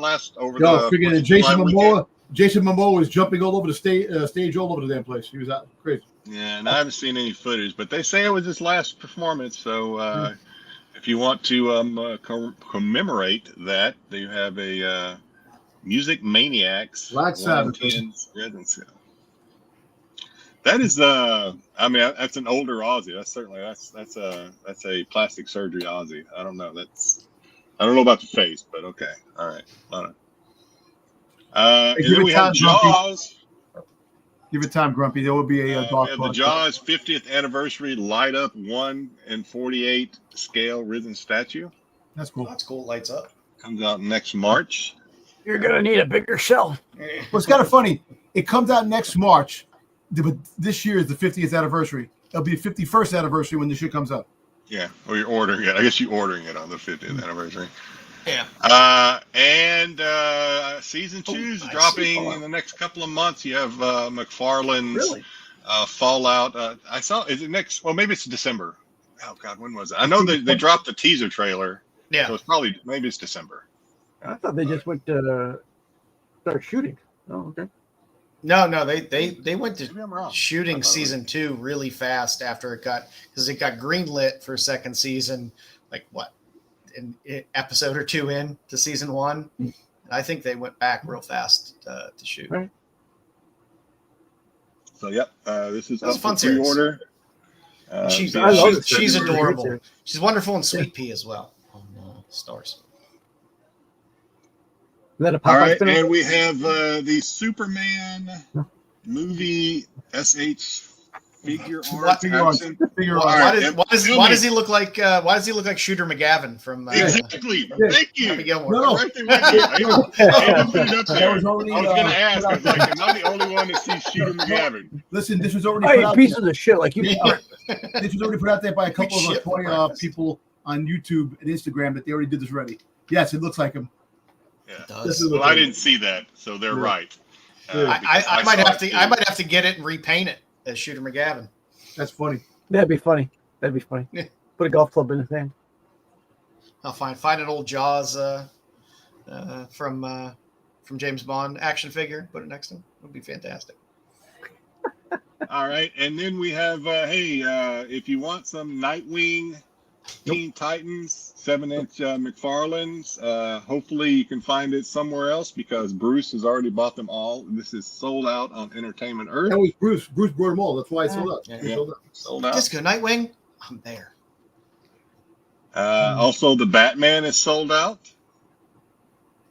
At least, like That's I said, on crazy. Entertainment $30. Earth. Batgirl is sold out. All of these, I guess these McFarlane's go quick. Well, DC, I That guess. girl is that? Well, Even the Wonder Woman his page. license is up. It's going to Mattel. So this is the last year you're going to see him. You gotta get it all out now. The DC page puncher Wonder Woman That's that is fantastic. also sold out. That is a great page puncher. That's good classic Wonder Woman. Mm-hmm. And Superboy is that page puncher is also sold out. Yeah, they sold out everywhere. Yeah, all those McFarlane. Those are all McFarlane too, right? The page punchers. So Yep. all that stuff is going quick. All right, Genesis. I guess Genesis or whoever. Big Bad Toy Sega. Store. We have Console Heroes, Sega Genesis cartridge dioramas. Pre-orders for cool. this. Apparently, All these pre-orders were a while back via Big Bad Toy Store. They were priced at individual. They were priced at $20 each, with the game system being $50 each. You had the game system, Sonic Hedgehog 1 or 2 and 3, Altered Beast, and Super Street Fighter 2 dioramas. So. Those are cool. I'm not sure if you I- can still order these, but because it didn't say exactly when they were the pre-orders dropped. But I went to a pinball arcade yesterday, and they had a few big games outside of the pinball stuff. One of which was Street Fighter, so I introduced my youngest son to Street Fighter. Nice. There you go. Made Beautiful. him use Chun-Li. Jaffe Castro. The only thing, go to Big Bad. See if you can find Big Bad Toy Store. Joffrey. That's the only thing I can say. Yeah, just go online. Big Bad Toy Store is Anyway. a big popular place to buy stuff. A lot of merchandise. People buy toys. And we have NECA. I saw these. These are fantastic. Yeah, this is Series 8. You have Garfield, Alf, Pee Wee Herman, and Predator. The Predator one, I kind of want. I don't know. I kind of want all of them, to tell you the truth, because they're all fantastic.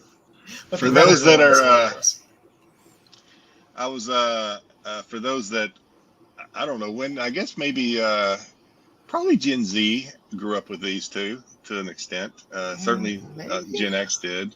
I have. we definitely did. I have pictures of me dressed up as characters in the. I think Gen Z probably did, because I remember my two boys who were Gen Z. They had Barney, but they were basically the same type of things. I was I was watching a show. I think I mentioned I'm watching a show called Son of a Critch, which is a Canadian show. And this back, I think it's back in the '80s. I think class, and they were talking about it's a lot like that show where Oswald Patton does the I wish. show, where he does the narration, the family, the Goldbergs. It's kind of like that, only Canadian.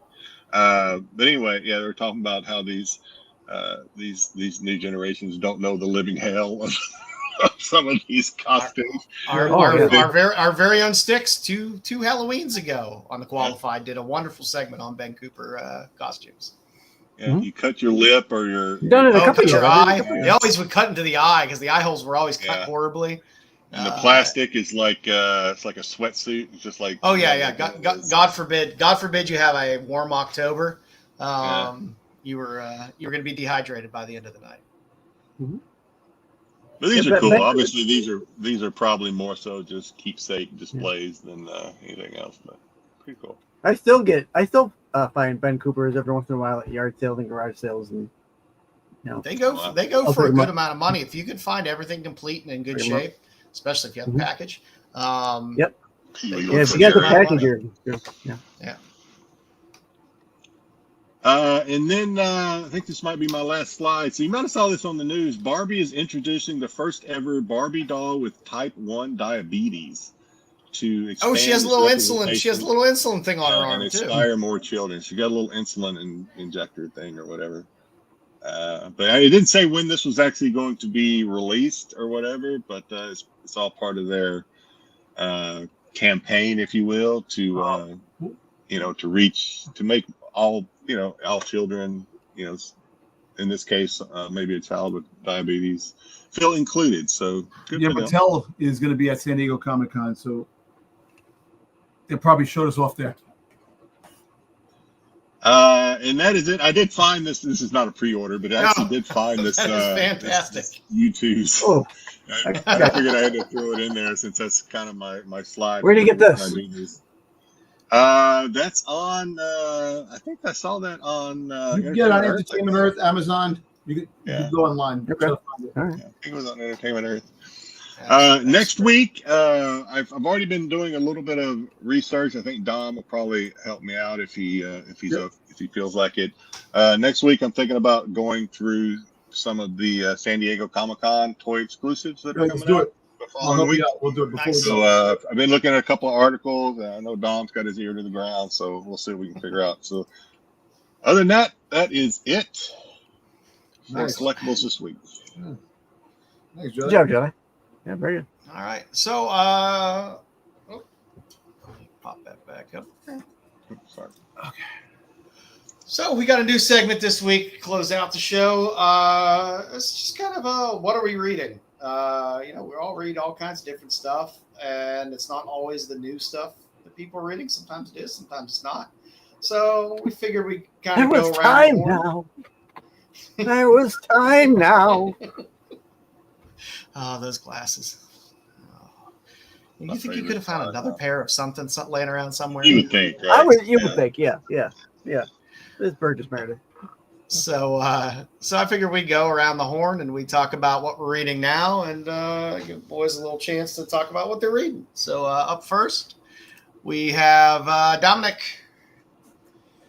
Well, listen, I was late to the game to this, and I haven't read a lot of books lately, this and that. And Bruce definitely would say I don't read comics, but I finally got a chance to get around to reading Predator Spider-Man and Spider-Man Wolverine. And damn, man, good ass books. Like, we're in jail, Tyson. The Spider-Man the Predator Spider-Man is freaking awesome, man. An awesome comic. You have a rogue predator running the city that has no honor, no nothing, just skinning people alive, and they call him Skinner, where he's skinning people and taking their skin and hanging it. And Spider-Man is trying to hunt for him. Brain Trust at Marvel came up with that all on their own. I know, right? Listen, you have that at the same time. You have Kraven the Hunter hunting the Skinner Predator because that's in his wheelhouse because he hunts animals. It's a blackout in the middle of a hot summer summer, like it's always a hot summer, but it's a blackout, and Kraven the Hunter wants the blackout to stay because he don't want the Avengers alerted to take away his opportunity to get that. But at the same time, you got 3 predators that come down from that are looking to get the Skinner predator, because remember, predators have honor. Even though they do hunt and kill, they do have their honor. They want to take this predator down because he's just a rogue predator. And so you have a battle, Spider-Man battling the predators. You got the Skinner predator going after. You got the other predators going after Skinner and fighting Spider-Man. The Kraven Hunters in the mix. It is damn freaking good. Damn good. And Marvel seems to do a lot better with the Predator character than they do the Alien character in terms of these crossover books and stuff like that. Because all of them have been pretty okay. The Wolverine one was good. You can give a Predator a little bit of personality. You really can't give an Alien the meta, whatever the heck they're called. You really can't give them aliens are just mindless. They're mindless. Xenomorph. But Xenomorph. Anyway, so if anybody's out there, I advise you to read Predator Spider-Man. It's an awesome read. Mm-hmm. Then I got to reading Spider-Man Wolverine. Hey, look, I'm going to tell you this, man. They rehashed the whole, Winter Soldier killing Iron Man's parents with Wolverine. When he was in the past, he worked for Red Skull, killed Spider-Man's parents. Let's put it this way. Spider-Man is definitely, he keeps his cool, but when he goes off, Spider-Man is one of the most, strongest, and he could really kick ass and really do some damage. Fighting Wolverine, he fucking knocked Wolverine's jaw off, punching the shit out of Wolverine because he found out that he killed his parents. And look, it could be a setup. It could be a setup that the issue 3 is coming out soon, but as of right now, it's at the point where Peter is just lost it and beating the shit out of Wolverine, and Wolverine's trying to explain himself that he wasn't in the right state of mind. He don't remember, but he does remember killing a man and woman in a plane. And Spider-Man's like, listen, you have adamantium, you freaking healing factor. In a plane crash, you can survive. And my parents didn't. It's really some good shit. And I can tell you, hey, look, I'm a huge Spider-Man fan. And I really, like I said, I read comics sporadically now. I don't read a lot of books like I used to, but I'm definitely all in these books, man. If you're going to buy comics and Spider-Man books, these are limited series. They're awesome, great read. It's fun. And, and of course, in the Spider-Man Wolverine, you have Kraven the Hunter too.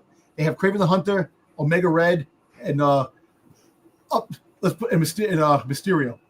So it kind of like, it's really cool to have the Rogue Gallery in there too. And Kraven, they're using Kraven a lot in all the books. So obviously they didn't do it in the Sony universe. They didn't use Kraven that good, but in the comics, they're bringing Kraven back into the whole hunt. And these are 2 damn good books. And I advise everybody in the panel here and people out there to read these books because they're damn good. We have Kraven, but do we have what's her name, Joe? How can you forget her name? Oh shit! I pushed it out of my brain because I had heard. Oh yeah, I was gonna say, do we have her? Is she in it? Oh God, what the hell's her name now? Jesus Christ! They only said it 3,000 times. The girl from the Joe's not gonna sleep tonight. What? Forget Kraven's your girlfriend?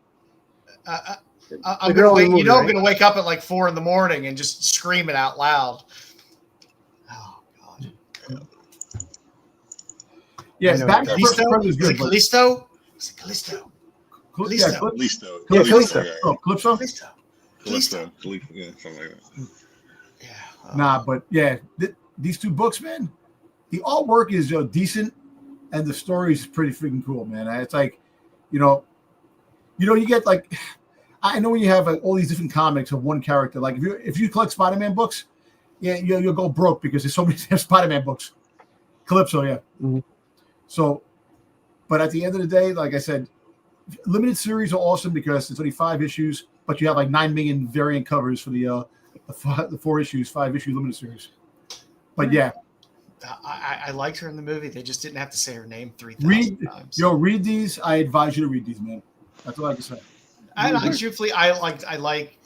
minis. I like small contained stories. This isn't going to run forever. You don't have to have like some super long investment. You can pick it up at the beginning and know that you're going to read, 4 or 5 books and get a whole story arc, self-contained, and done. That's always nice.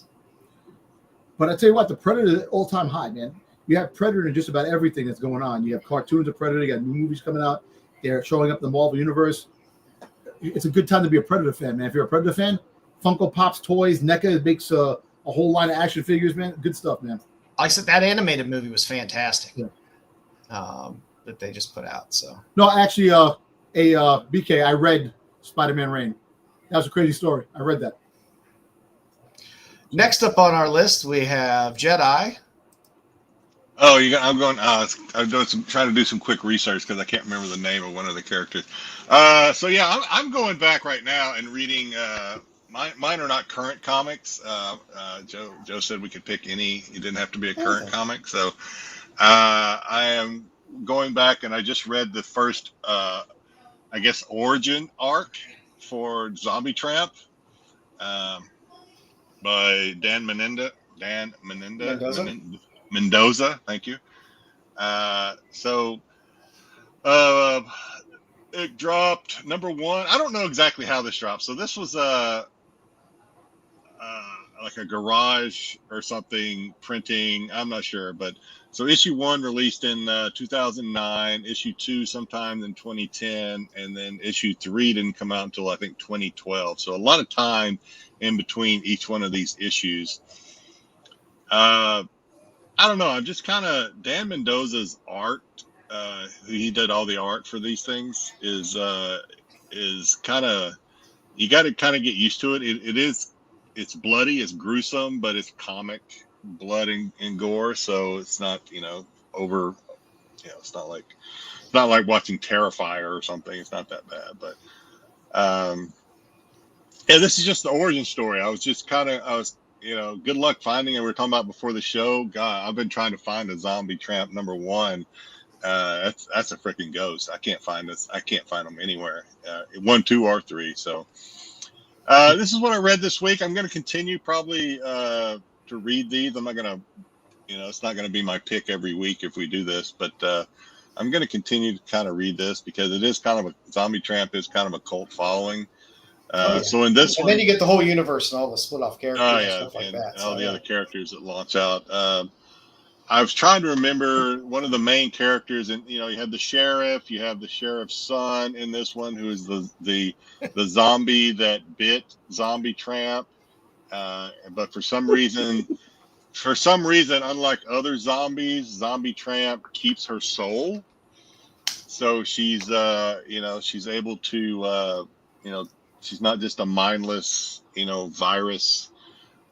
Brains. She actually she needs to eat human flesh, but she doesn't kill mindlessly, I guess. But in this one, I gotta admit these are not necessarily the easiest panels to follow because it kind of jumps between different parts of the story very quickly, and the transition is just like snap of a finger. So you're kind of like kind of wondering what happened. Yeah. But there's voodoo, there's zombies, there's a corrupt sheriff, there is a zombie task force that the sheriff kind of leads, that he's trying. Not a whole, it's kind of like Joe was saying with Vampirella. Not a whole lot of thought involved when you're reading Zombie Tramp. It's pretty straightforward. We'll see how it goes on. If maybe it gets a little more nuanced I doubt it, as the other issues, as I go through the other issues, the fundamentals of it, if you will. I kind of doubt it because this is pretty much just a fun. If this was a movie, it would probably barely be a B movie. I mean, this is just like straight fun gore, TNA. Yeah.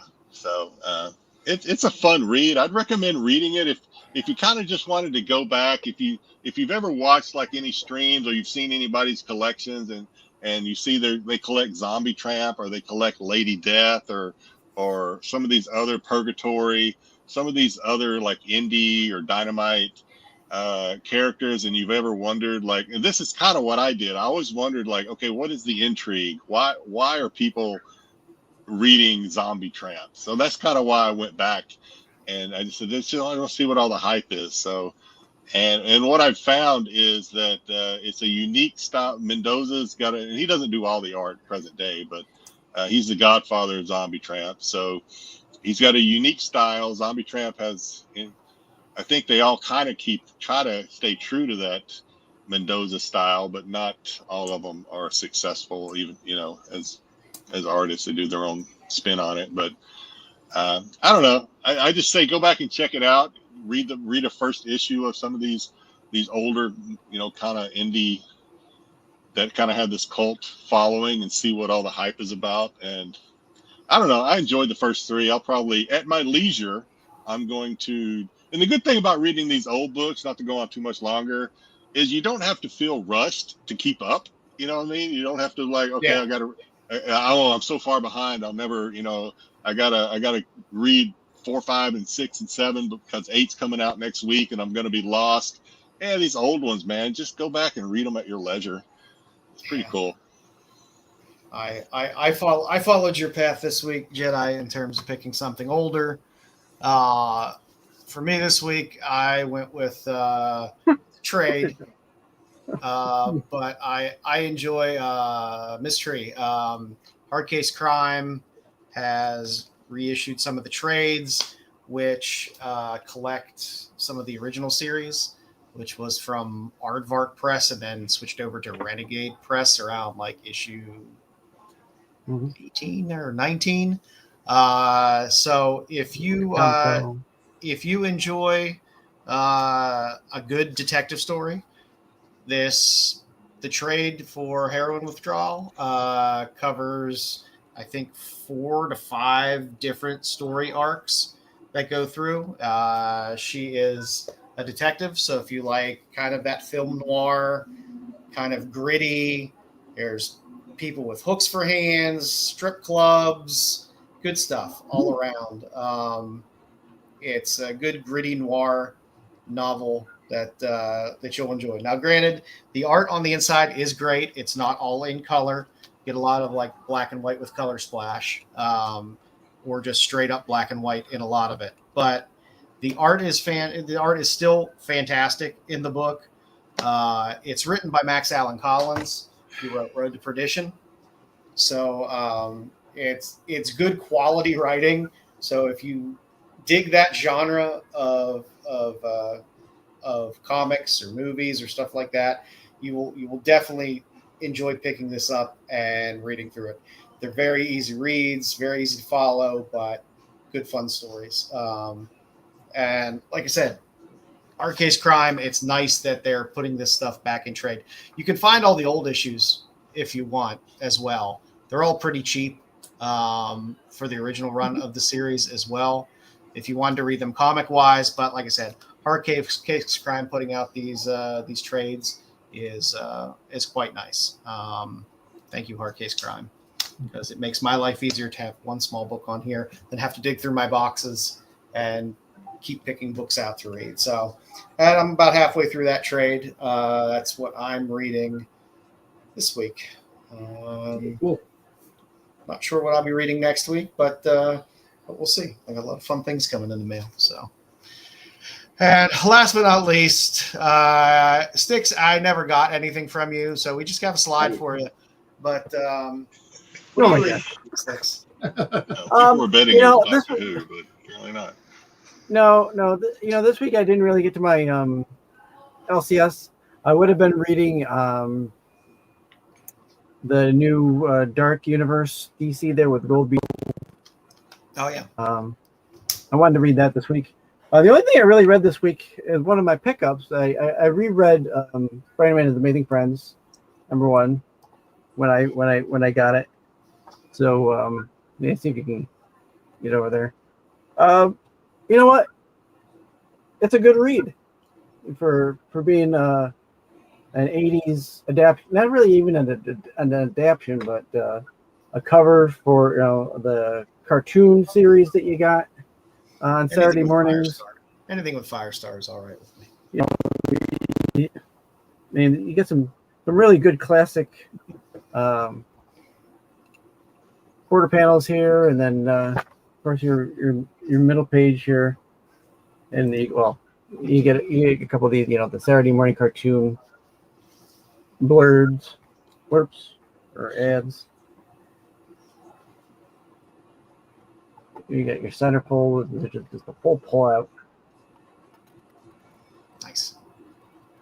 For these classic books As children, we built our weekends around that schedule. Yeah, I know. Listen, I miss those days, yeah, man. absolutely. Also the cartoons, man. So this I would say, if you're buying it, it's worth the buy, because no matter what price you're paying, because I really dug what was going. It had been a long time since I read it. I do own a couple copies of it already, but I mean, pulling it out of a dollar bin, who's going to not do that? If you get your Hulk versus the Goonies, Yeah. Yeah. Apple pie coupons. Then here, not too many times you get these in books where you get these actual photographs of the crew in your comic. What's about a live, probably like a Macy's thing or some kind of meeting live, in person. That's great. That's hard to beat that. Oh, and here you go. There you go. Look at it. An old the snap. Oh, nice. Empire Strikes Back. That's cool. Yeah, look at that. Look at that. Was that for the pop-up books? Was that a no, game or what was it for? No, it's the snap together model kits. Oh, model okay. Yeah, there's the Nice. model kit. They had the Dagobah and then the Battle of Hoth. I had the Battle of Hoth. I never had Dagobah. I had the pop-up books. Those were fun. I had the pop-up books. I still have one somewhere. But that's all I really got to read this week. I'll probably read a couple of the others that I bought too. But Nice. I think it's a good session. It's a good segment because it's fun to focus, I think, looking at older books and older series that are out there. Because number one, a lot of them you can dig through and find dirt cheap and read, and you don't have to go out and spend $7.99 or $6.99 for a current cover of a book. But we'll be mixing it up, new stuff, old stuff, and we'll see what comes out of that. So, well, it's always good too, because not everyone doesn't read the same thing, and even if they do, and you might be exposed to something you've never seen before, or something you've seen before and you don't know what's in it. You might want to open it up. So. Right. If you haven't subbed up yet, please sub up over at Rennavision. Sub over at Kingdom of Nerds, where Bruce is doing 3,000 shows of all kinds of crazy comic content. Always a good time. Styx, I guess this coming week, Tuesday, we who and one off. We're going to be back at it doing Doctor Who on Tuesday, 9:15 p.m. With the boys and Mama Bear, our lone girl that likes to show up and watch Doctor Who with us.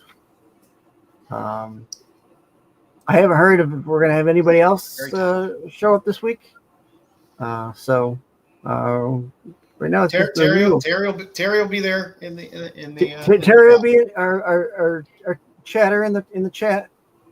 Tyson, I was reading out the takeout menu. Yeah. Hungry. So that's it for me. No SNS tomorrow. There's going to be no SNS tomorrow night.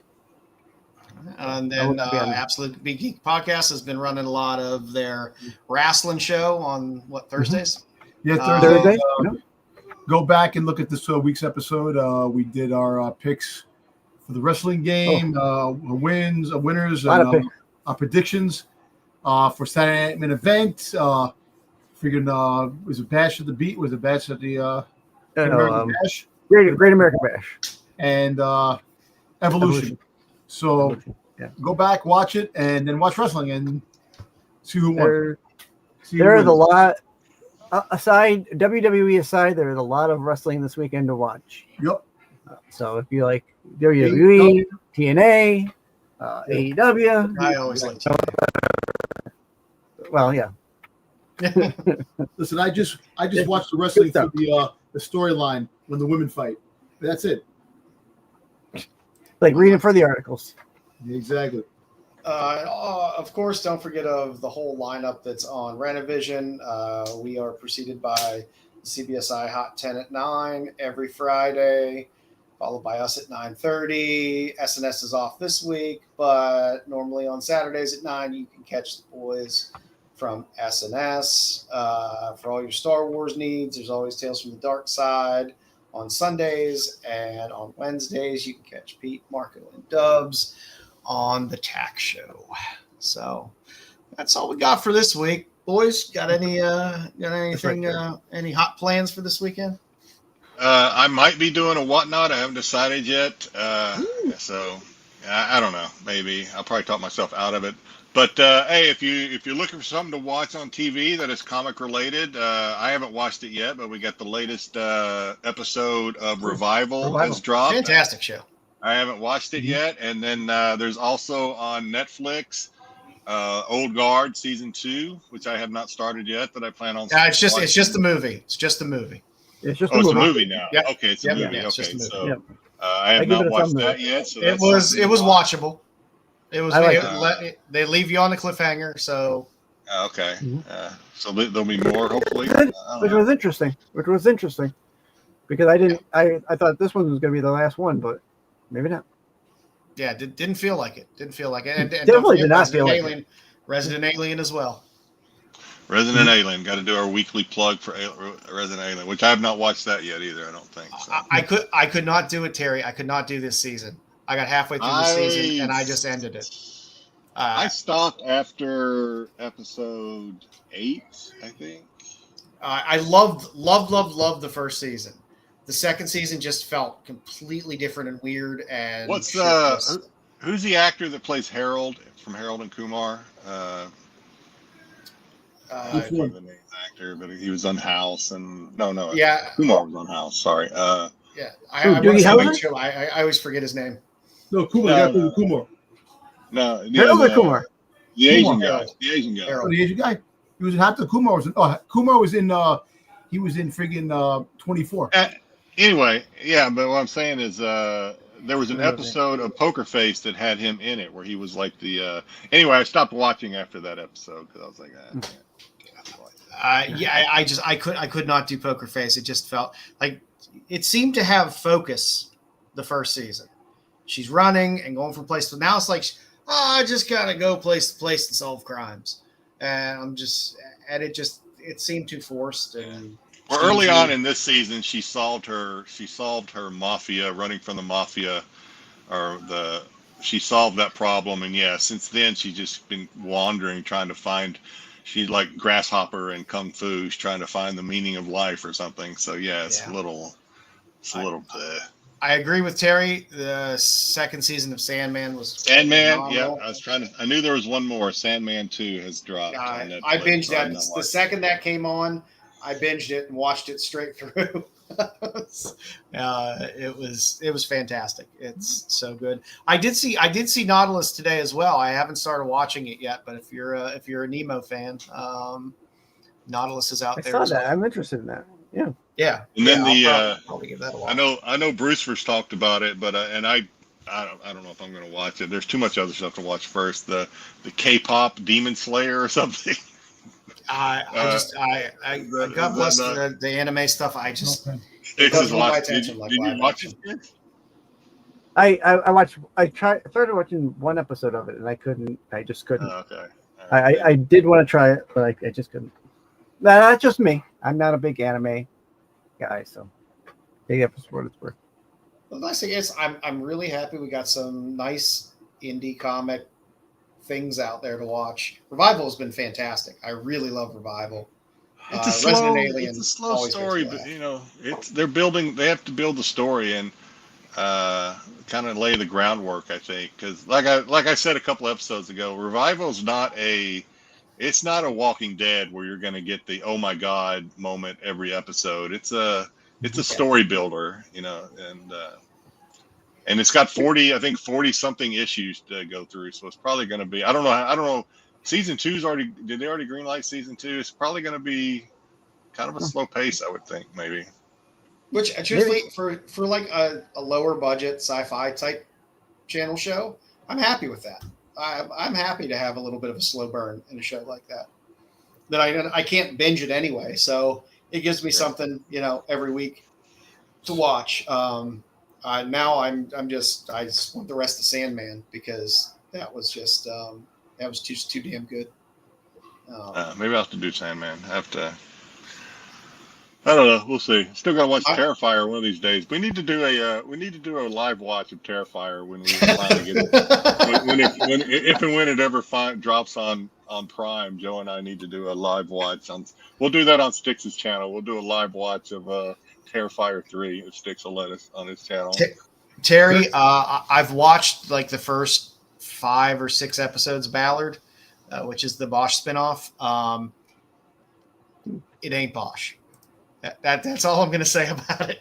It ain't Bosch. It ain't even Bosch Legacy. It let me down a little bit. I'm still watching it, but it's not. It doesn't have the quality that Bosch had. Although he does make a little appearance, so it's good stuff. So the good news is there's a lot of stuff out there to watch now, which is nice. We'll see. We'll see if it can stay and not get canceled. But at least they're trying. I hope Superman does well. I hope people still have an interest in comic properties doing live action, and I'd like to see more. I'd like to see more low budget stuff like Revival come out. Yeah. More indie stuff. More indie stuff, more story based stuff that we can just enjoy because there's so many good indie titles out there that they could do. And that always makes me happy. So, yeah, it makes me wish they gave Paper Girls more of a run, but yeah, I was surprised they canceled it after the first season. I thought they would have at least given it another season. It was shitty, very shitty. Yeah. We not to get started on that tangent again, but I mean, you can't get more shocking than them pulling Deadly Class. I mean, when they pull Deadly Class, that bothered the hell out of me. Well, I mean, them doing that just tells me they can pull anything. It doesn't matter how good it is. They can just pull anything whenever they feel like it. Yeah. There was no reason for them to pull Deadly Class. It just I love that. I love that show. And now it's kind of too old. Everyone's too old now that was in that to bring back and have the same people. And it kind of sucks. I wish we could have got at least a season 2 out of it, but what are you going to do? I don't know. I'm going to try to get my kids to the pinball arcade again. If not, I'm going to have to drag myself there because there's a badass Godzilla pinball machine there that is fantastic. The new pinball machines are insane. It has been a long time since I have played pinball on some of the newer machines. And my God, the video interaction and stuff is insane. The Godzilla one is fantastic. It has all kinds of little video clips that are popping up during the game and everything. All good old school Godzilla video clips from the actual movies. I'm going to be not that anybody cares, but probably in the next week I should be dropping. When I say dropping, because I will be doing probably 3 more. Everyone loves me because of my lunchbox drops on Instagram. I have 3. I have 3 more lunchboxes that I should be receiving here in the next week or so. So that'll be cool. Nice, super. All right. Well, with that, I hope everybody has a happy and safe weekend. Stay cool if it's hot out there, because I know it's hotter than shit where I'm at. So stay cool. That is Arizona. Arizona melted a 7-Eleven sign. You saw that? Jesus Christ. That's how hot it is in Arizona. Yeah, they do sell slushies.